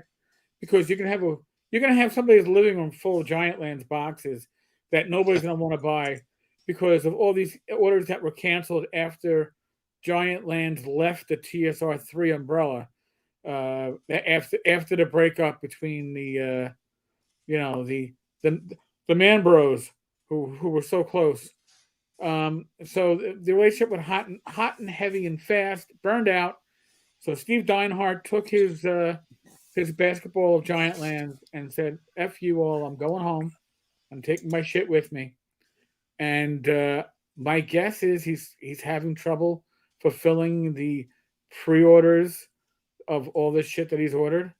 So he decided that he was going to show that we are uh, pro trans, pro woke, and Mike, what was the name of the alleged underage individual? Elliot the trans kid, because that's Thank you. because that's the name. Yeah, It sounds like a really bad Saturday Night Live sketch. yes. And over It's like, here we have Elliot the trans kid. No, nobody pick, calls him. pick Trans me. people don't call. I have a gay nephew. He doesn't go around calling himself. I won't say his real name. Chris, the gay nephew. He doesn't call himself that. No, he does not. And so nobody runs around calling himself Elliot the trans kid. No. So, unless it's a really bad Saturday Night Live sketch. Right. So apparently, what happened is that on social media, I guess it was on Twitter, and I forget whether it was on the Giant Lands account or the Wonderfilled account, because there was another of the same picture talking about. So this is a great game, and I can play any gender I want, and I feel so fulfilled. Elliot, as a trans kid, signed Elliot the trans kid. I mean, it's an unforced foul. There are so many other ways this could have been done, but now same picture, and now you have a female gamer talking about how great the game was, and she's not labeled like Amelia, the cisgendered female gamer. She's just gamer. Mhm. So, but apparently, from my understanding, for what I've been informed, is that this might have happened on the gaming might have happened on school grounds. The kids involved were likely under the age of 18. Their pictures were possibly being used without their permission. So, of course, Probably without Elliot, permission. That's probably the big thing. Yeah. yeah, Elliot the trans kid, you cannot find it on Twitter anymore. I do have multiple screenshots that were sent to me by multiple people who were like, literally, what the fuck? What am I looking at? And I looked at it and I was like, so this is where I get to the point where I say, as annoying as Justin Lanasa is, I'm beginning to maybe feel that Deinhardt was more in control of the social media than anybody else was, and why anybody gave this man the keys to the TSR Nation at any point blows my mind, because this is total. It isn't just tone deaf. It is literally bizarre.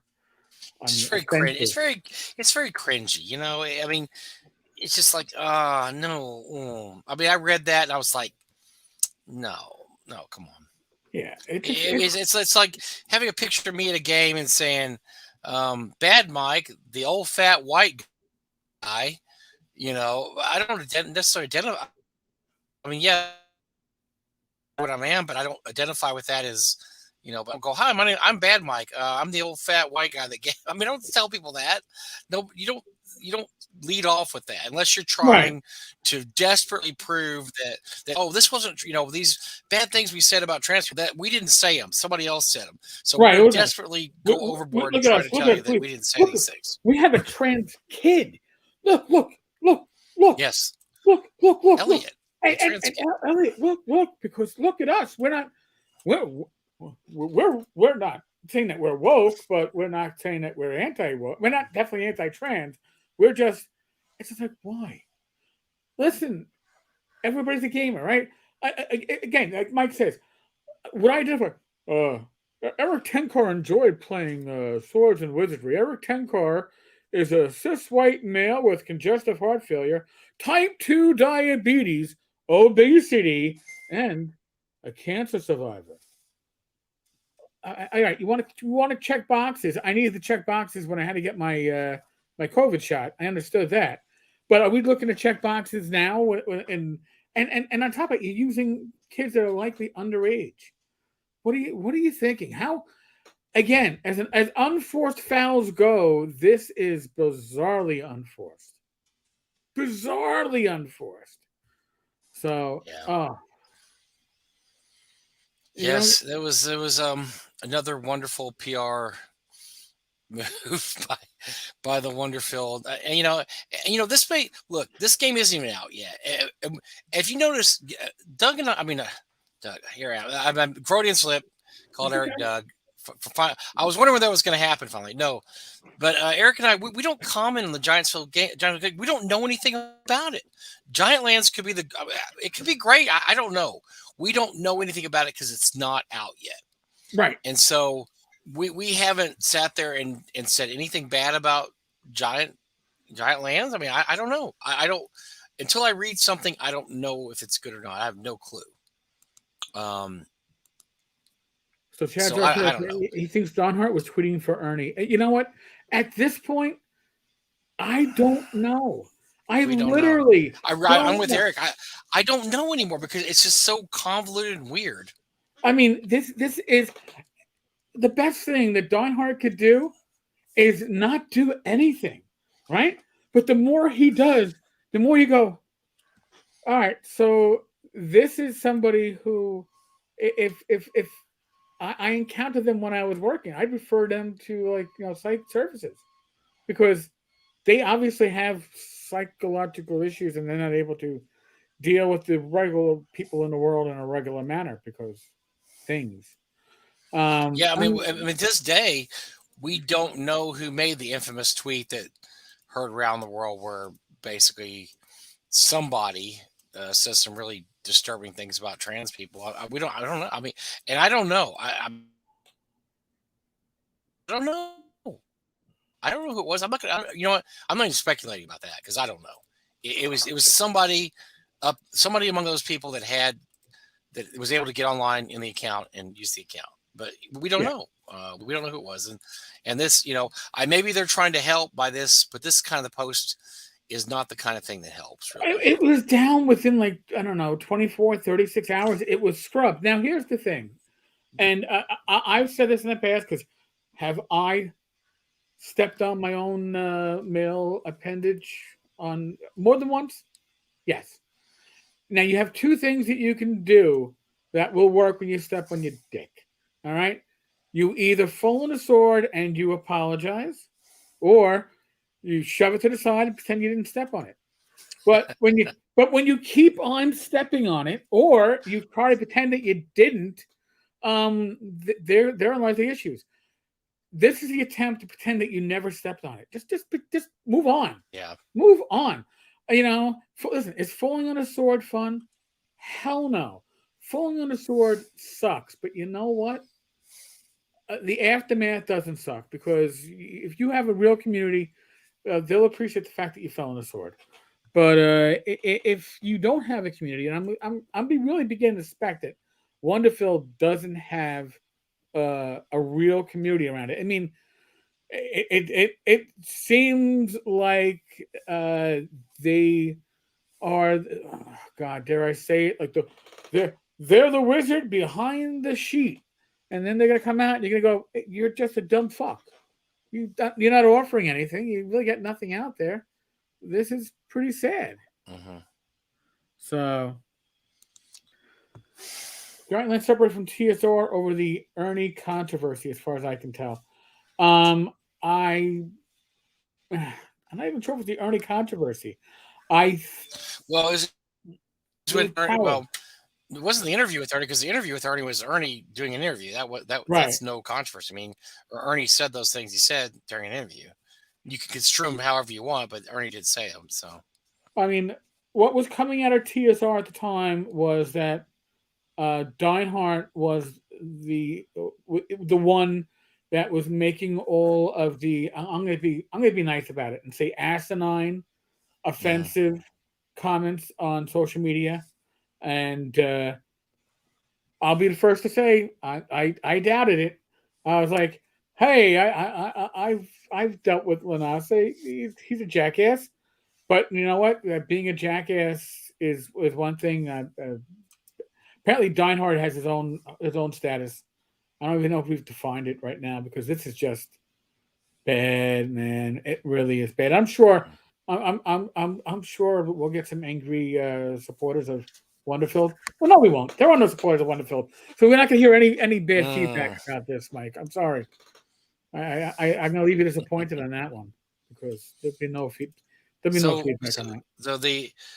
So the other half of our dynamic duo is the TSR3 with Lanasa and this guy Mike KH, who is well spoken and seems to have brought a little class to the game company. I mean, he actually has full sentences and speaks pretty intelligently, and he seems to be the PR guy now for TSR3. So last week we had a few videos and a few pronouncements about TSR3, and one of the bigger ones was the fact that they're going to switch the dates of their con from early July, which is going to be a disaster.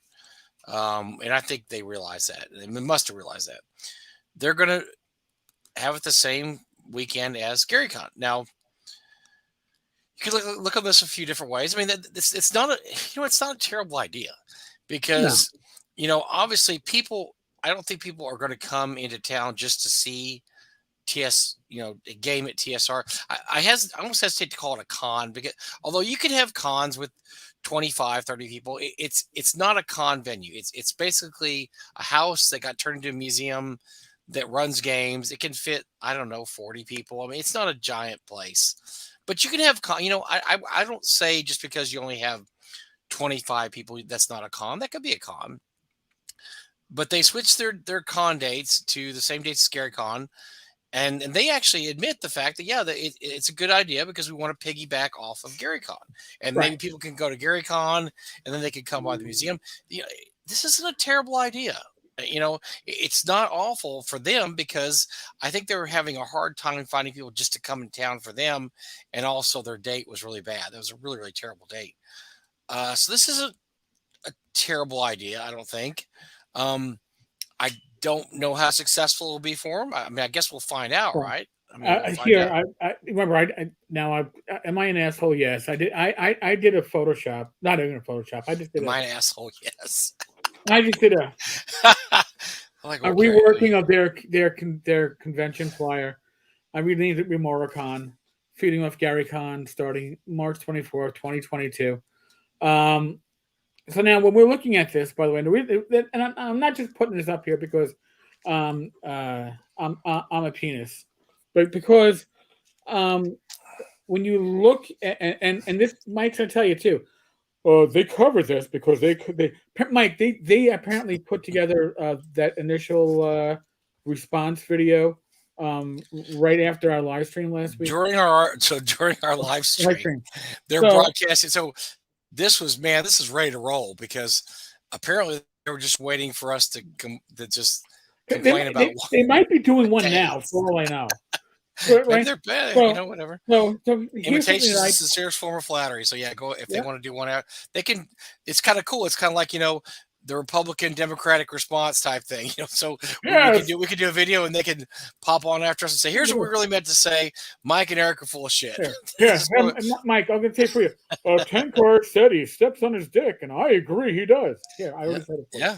I mean, if they want to do that, that's great. That's awesome. OSR Games is an entity, is a trademark owned by TSR Games, Justin Lanasa. Dungeon Hobby Shop Museum is TSR Games, Justin Lanasa. TSR Games is TSR Games, Justin Lanasa. Smuggler's Coffee, you can scratch them off because they say that they are no longer with the date change. All right, so let's just make sure that when they were a sponsor with the old date, but with the date being changed to the weekend of GaryCon, they say they are no longer a sponsor. They are actually going to be sponsoring GaryCon.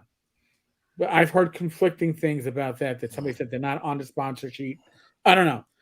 Wizard Tower Games is apparently a legitimate entity that will be producing games. They're already advertising games or talking about games on Facebook. Do we know who runs Wizard Tower Games or who the? I don't know. That letter that we saw had somebody like I don't know. Somebody just identified by their first name. I should know if somebody in the community we already knew that maybe had done some other stuff too. I didn't know anything about it. Here, you know what? Here's the problem. When I pulled this up the other hold on, we don't need to see whatever.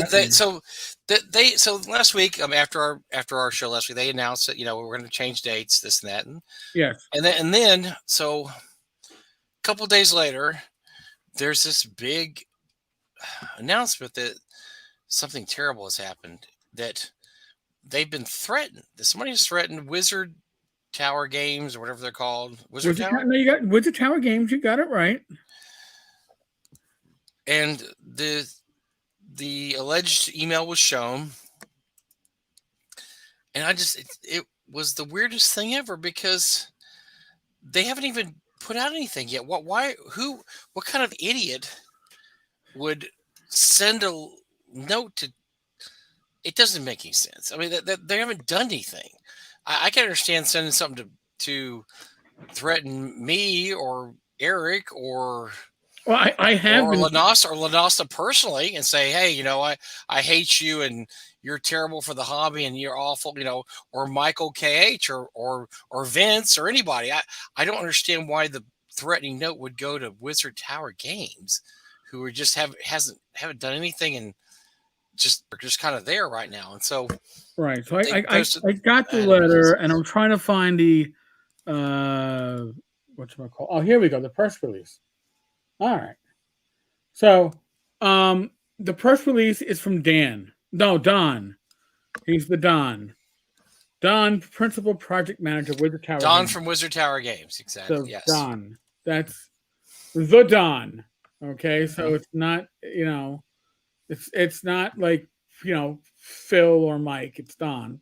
Right. And it's not like was it Don Perino or something like that for like one of the I game can't shows? remember. Don Pardo. Don Pardo.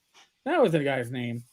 All right, sorry, I'm showing my age. So there's a thread that it's a weird thread. It doesn't really make any sense. It's just kind of all over the place. It's all over the place. It is. whoever wrote it's an idiot. It's just When idiot you speech. say idiot, I mean you're talking the medical definition of Yeah. idiot. Oh yeah, We're talking about somebody who has limited mental capacity. Right, very limited mental capacity. It's really stupid. And honestly, hopefully, I hope they catch the guy. I don't really know.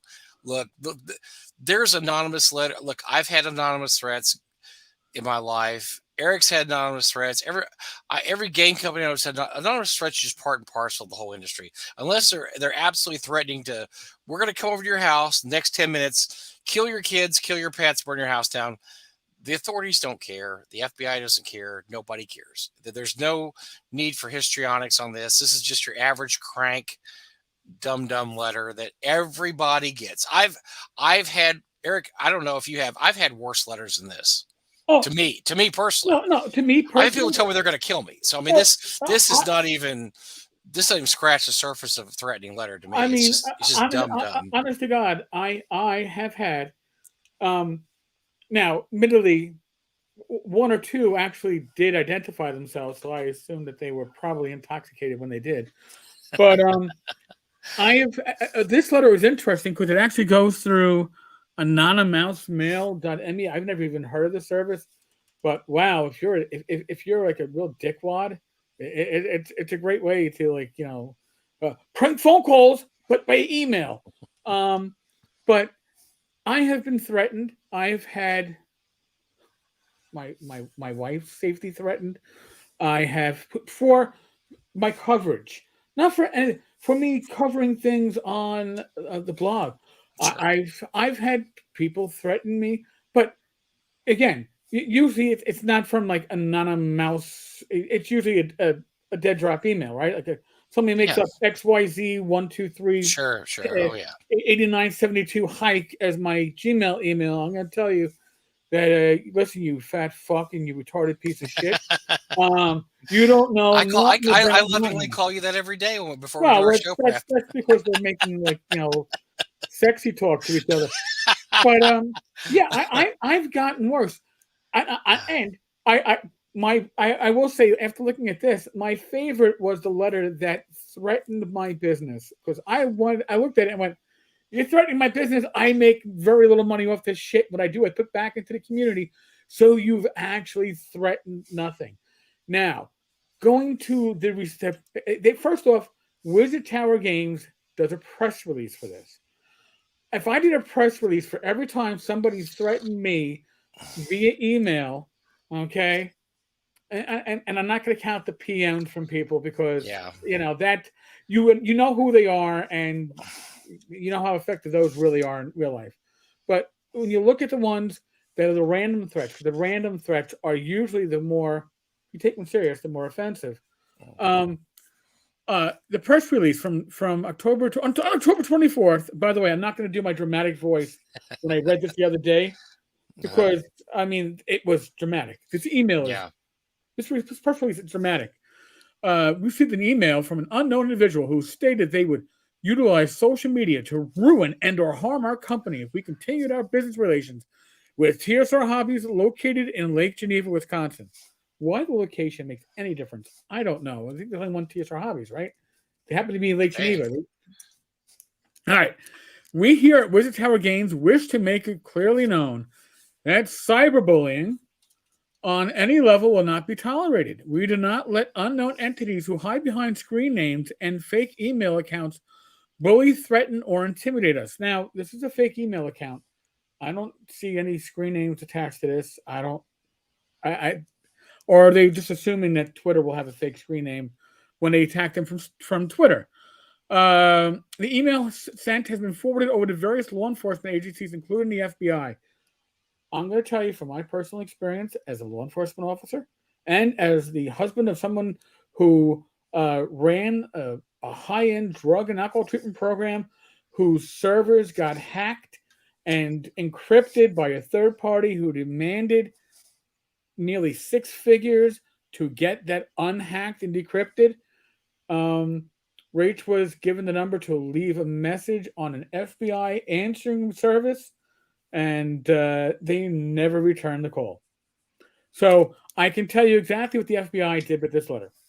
Now, local PD might have done something differently, but the FBI, they don't give a shit. Then they released a redacted copy of the letter. I'm not even going to. The letter is painful to read. Horribly painful to read. Don't give that person any more publicity. Well, I don't want to listen. I mean, honest to God, I'm embarrassed. You read that letter again. I read it earlier this week. I read it on Monday. Mm-hmm. But if I were to read it again on tonight's live stream, I would be mocking somebody who has limited mental capacity. Yeah, it's very obvious who wrote that is not fully capacity. They're not a fully adult capacity. No, by any means. So. Yeah. So if I was to read it out and point out not just the typos but the grammatical errors and it is so painful. And again, I read it with a funny voice because it was the only way I could bear reading it. But again, whoever wrote this deserves probably our sympathy because their mental state is not a healthy one. No. And God. And why would they send this to Lanasa? So why they send it to Wizard Tower Games, who, as far as I know, do they even have product yet? I mean, they don't have any. They don't have any doesn't product. Make any, although, supposedly, let's see. Someone has to be the DBA with the tower. I haven't looked up the trademark. That's a good idea, Shazar. I got a tab open. I can do it do that later. Matt, you think it was a marketing stunt? I don't know if it was a marketing stunt, but I will say this. What is that saying? Never let a horrible incident go to waste, right? Never let it go to waste. Well, this is a horrible incident, and for sure, TSR Games is not letting it go to waste. I have numerous screenshots, all supplied to me by members of this community from the Star Frontiers and Gamma World's Facebook communities, where Justin Lanasa went in after this press announcement went up and press release went up and decided to spam these communities with it. And their response, the community response, God bless them. Mm-hmm. People like regular gamers are like, what does this have to do with Star Frontiers? And Justin's response was, it's above your pay grade. Well, you know what? You're not the owner of the fucking community, right? It's your. He went on the store. He went on a large Starfinders group on Facebook, and immediately got the guys you want on your side, the guys you want to buy your product, the guys that want to back you if you run a Kickstarter. Immediately got in a gigantic fight with them, and tried to big time by saying, "Well, I own Star Frontiers, so y'all really should listen to me because I own Star Frontiers." And he promptly got kicked off the group. One day after this threat, that didn't work. That's TSR informed them they are making Star Frontiers New Genesis. Here's the thing: weird. You can go to the Dungeon Hobby Shop Museum, and you can, if you go to Books and Games, and then you go to the second page of Books and Games. On that page is the new Star Frontiers. Absolutely nothing like the old Star Frontiers, and it's out of stock. Never published, but God bless them, it's out of stock. So you can. Stock. Well, technically, it's out of stock. It's been forever, so it's never been in stock. But listen, I don't even think Justin is dumb enough to do that as an ad stunt. I mean, he could prove me wrong, but I don't think so. I personally think of somebody with a very limited mental capacity who has gotten worked up and was probably watching the Gen Con videos about the whole TSR fiasco. Because if you're watching those videos, you aren't doing it for for legitimate reasons, like not medical reasons, but falling on the sword for the rest of you. But you by the probably way, have. while we're talking about this, I didn't even mention the fact that Luke Gygax called these guys out and said, "Hey, remember that time you tried to get $5,000 out of me?" Oh yeah, I so didn't even mention that. right. That was weird too. That's another Well, listen again, oddball thing. Michael, we're going to give you a chance to rebut us again.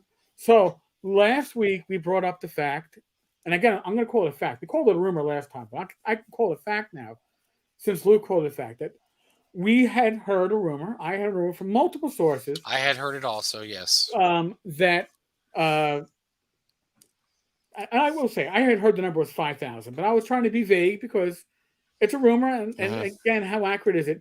Sure. That $5,000 was asked by Justin Lanasa / TSR / the Dungeon Hobby Shop Museum to use the museum during Gary Con. That Gary Con should pay the museum $5,000 for its use.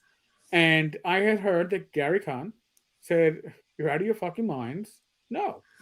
And Luke, after Michael says, "This never happened," Tenkar is full of shit. And I am full of a lot of shit. But let me explain something to you. When I bring up rumors, and I got details on my rumors, I usually know what I'm talking about. All right. Yeah. Some rumors are stronger than others. I do my due diligence, but unless I'm getting it from a primary source, that tells me I can mention it. It's a rumor. So in this case, I didn't have a primary source telling me that I can mention it, so it's a rumor. But we have a primary source, Luke Gygax himself, saying, "Yes, Justin asked me for 5,000, and I said no." So, this is money was going to be used to shuttle people from Gary Con over to the Dungeon Hobby Shop Museum.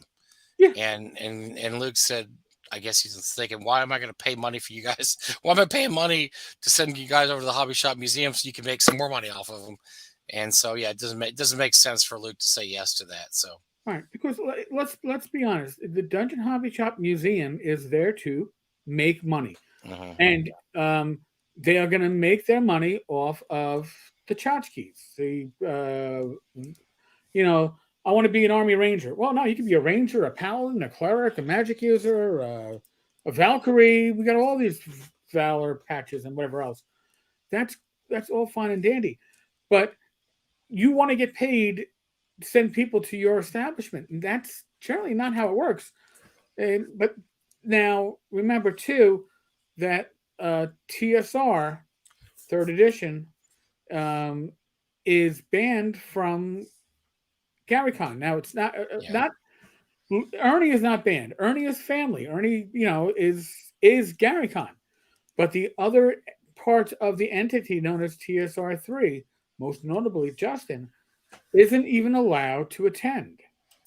So if you don't think that this change of date and the venue is there as a fuck you to GaryCon, you're mistaken. Is it a good move profit-wise? Probably. You weren't going to get anybody in July 4th weekend. You might have had thousands of people in Lake Geneva. None of them are going to be there for gaming. So you weren't going to get any of that spillover. But it has been pointed out to me. I don't know if they've changed it on the website, but they're still advertising 30 tents outside for vendors.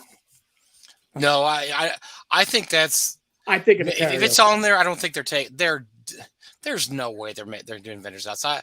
They may have forgotten to take that off, and I think that might be the case. Yeah, I think they just forgot to take that off because that's a holdover from the summer. There is no way on earth they're setting people out in minus sub-zero temperatures and snow to do anything. I think that's probably gone now. Yeah, Wild Die, Mike and I. Now we've never threatened to kick each other's ass, only because that would take too much effort. I mean, we both have a heart attack halfway through. Yeah. I got 4 stents.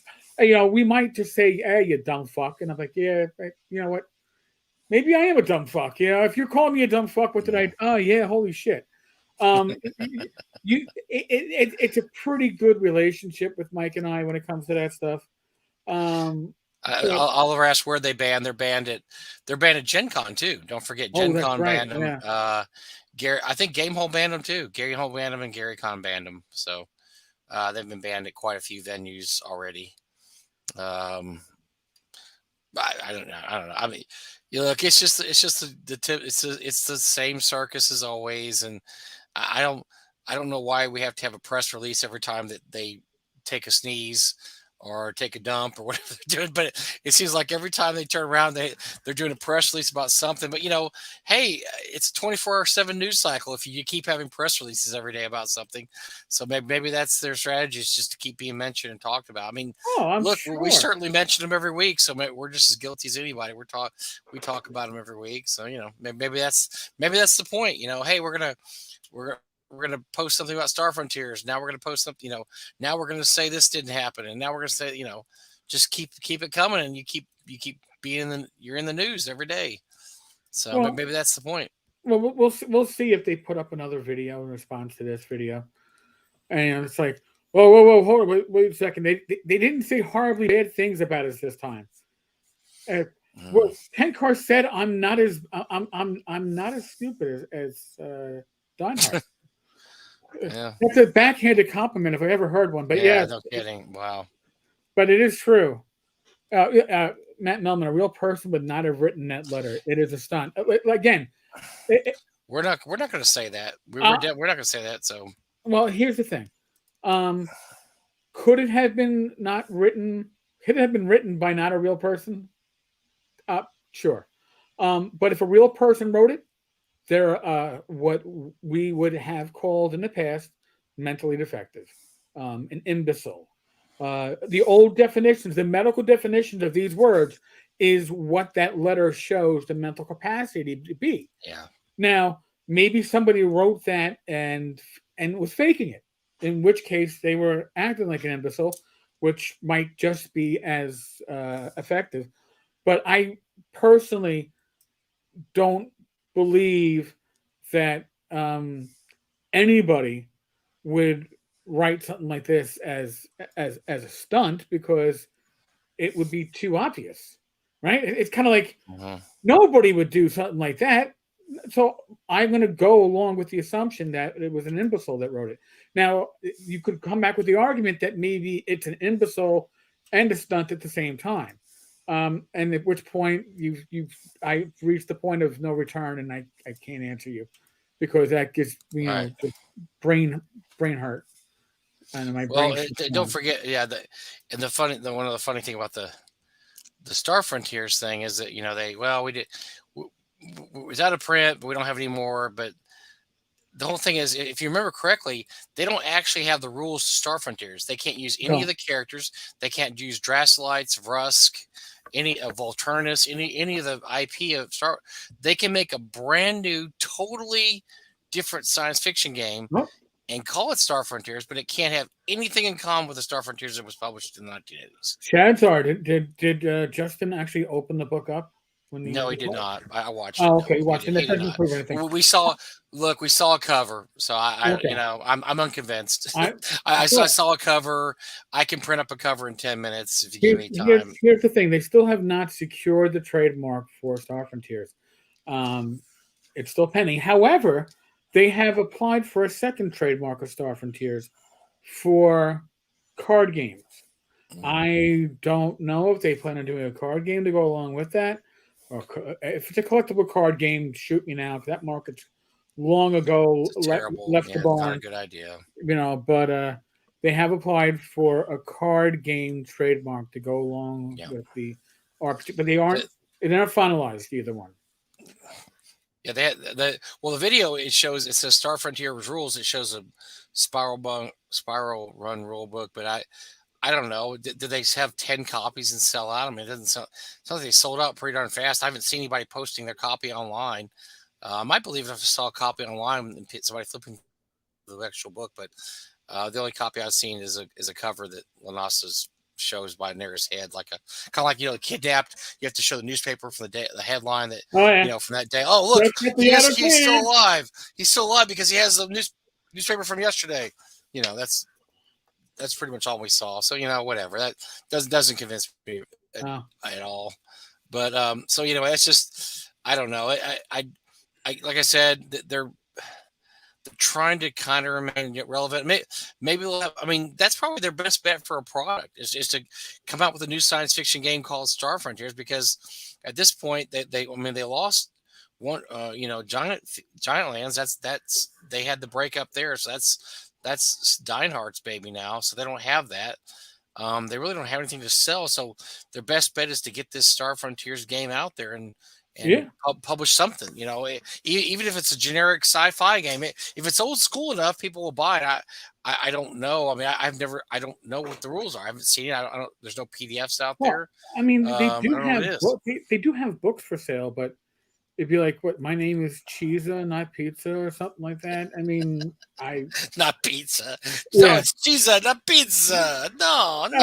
Paisano. It's not pizza. It's Shadow, cheesa. they deleted my comment in the thread where Gary Con replied because I asked TSR Mike if we could get more grits wrestling to See, light now up the that's comments. just mean, man. Come on. We're not going to stoop that low. That's rough. That's rough stuff. We don't do that. Where is it that they are banned? I just told them. Yeah, they're banned in every major convention. I thought he was looking like to know why they're banned. We don't know the information, but yeah, that was going hot and heavy during the time of the TSR 3. Probably banned because their comments about trans people and this and that. So who knows why they're banned? But yes, they were banned from those locales. So I don't know. Who knows why they're banned? I don't know the exact reason. You have to look at the press releases by you'd have to go back, and I'm sure it's on the Gary Con webpage, not webpage, Facebook page. Sure. Gen Con's page is a horrible bag of shit. It might have been on Twitter. Yeah, who the hell knows how they announced that too. I don't remember reading the GameHole announcement, but I remember hearing it. As Twitter, as my now favorite quote by David Chappelle, Twitter isn't a real place. So I don't know. Twitter's not a real place. I don't know what happens there. It may not actually exist. So. Well, when this letter actually threatened that I'm going to get a tweet, like what I'm gonna, man, this thing is the screenshot I was sent is so fucking small. They threatened him with like using Twitter, and I was just like, Jesus Christ! For Twitter to be effective, you got to have thousands, if not hundreds of thousands of followers. It's not a real place. Yeah, nobody gives a shit. Nobody cares. If you turn off Twitter, you don't. It's like a tree falling in the forest. Does anybody hear it? If you turn off Twitter, does anybody care? And you don't read the tweets. Does it matter? Nobody cares. No. Twitter isn't it. Honest to God. Hell, listen. Remember what was it? Back in 2019? Yeah, it was 2019 when Gary Combs was going to be protested and boycotted. All right, and yes. Oh yeah. Well, my other good friend was involved in that one. I won't mention her name because it's like Candyman. She's not in the industry anymore. So but we're not giving her any power. But when she was on social media trying to rile up the angry mob, I kept on looking and waiting. Is there even one person out there with a poster or a card or saying like bad Gary Con treats people bad? And there was nothing. No. There was just a reporter that was trying to email everybody to get news for her story because not one member of the Gygax family would talk to her. Besides, that's besides the point. Yeah. So. Well, Gil will talk to anybody, so yes. Yes. When people are trying to assassinate her. Just got to be careful. Yes, this is just get Frog God starting the Grits RPG. I'm not touching that, man. Look, at this point, and Eric probably feels the same way. I'm not going to insult these guys anymore because it's just they're doing a good enough job themselves of burying themselves, and every time they issue a press release for the teeniest little story, it looks more and more desperate. And so I don't care what they do anymore. It's just silly. I mean, we'll talk about it because it's yeah, goofball. because It's you got to do goofball. this week in gaming stupid. Yeah, but, we have to fill that segment. I mean, we don't have a sponsor for it. But we might have a sponsor for it someday, so we've got to fill the segment. we will have sponsors once we get the whole. But yeah, there's it's like you're not going to be, it's like you're in the schoolyard and you're beating up the guy that's got glasses and he's like 5'2". What are you doing? What's the point? Why are you bullying that poor kid? And I'm not bullying TSR3 anymore. They can do what they like. I mean, if they think this is a great way to get everybody all rah-rahed up by, hey, we're going to have a press release every time we have an anonymous thread, or every time somebody says that we don't really have a real game, and so look, here's a picture of the game we really have. Now we're just going to show you the cover and none of the insides, but we really have this cover. It's almost like every time they post something, they make their case worse. It's almost like they shouldn't post anything, and maybe things would go away or get better. Because the more they post, the more I just cringe and just go. Yeah, but some people they need the attention. So now, Saturday, talking about need for attention, I'm going to embarrass the shit out of myself. Yeah.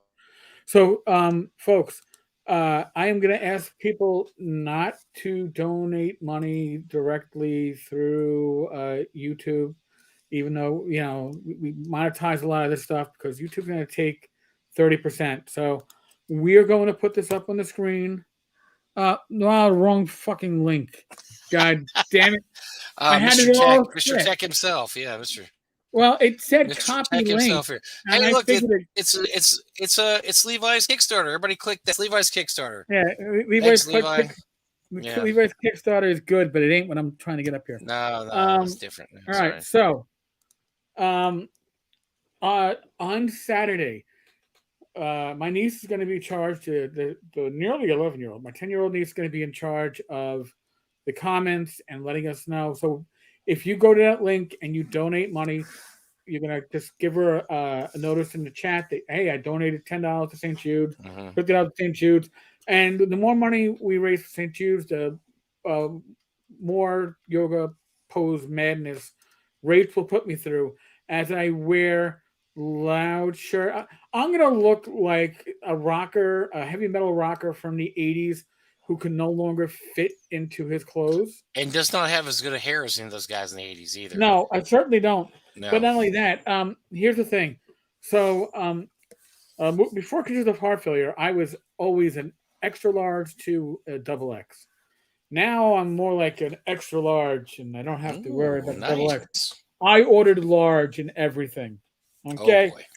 So we are going... Boy. So there may be not too much left for the imagination, but it's going to be for a good cause. We're hoping to raise $500. Great. Maybe for St. Jude's. It's a great hospital.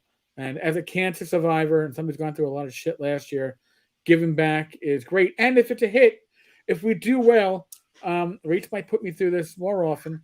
But also the plan is next year, Rach will be doing yoga and meditation lessons via the Gamers Health initially.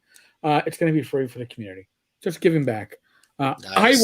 I might be going through the motions, but I'm not going to be one teaching because I'm not the certified teacher and I don't have any flexibility. You're just going to turn off your mind and just let your body go, right? Pretty much. Chads are. I know I got to try Streamlabs. I got to work on that. However, this way all the money goes to the charity, even with the Tilda, some of it gets held. I want it all. I'm not looking. Listen, we make enough pennies and nickels and dimes to get Mike a new headset, so we don't have to worry about this for next week. So that's your ad dollars coming into play here. So. Definitely watch this. Yes, need the headset, folks. I'm. We want to bring Mike. We want to bring Mike into the 20th century. 21st would be pushing it, but we want to bring him into the 20th century.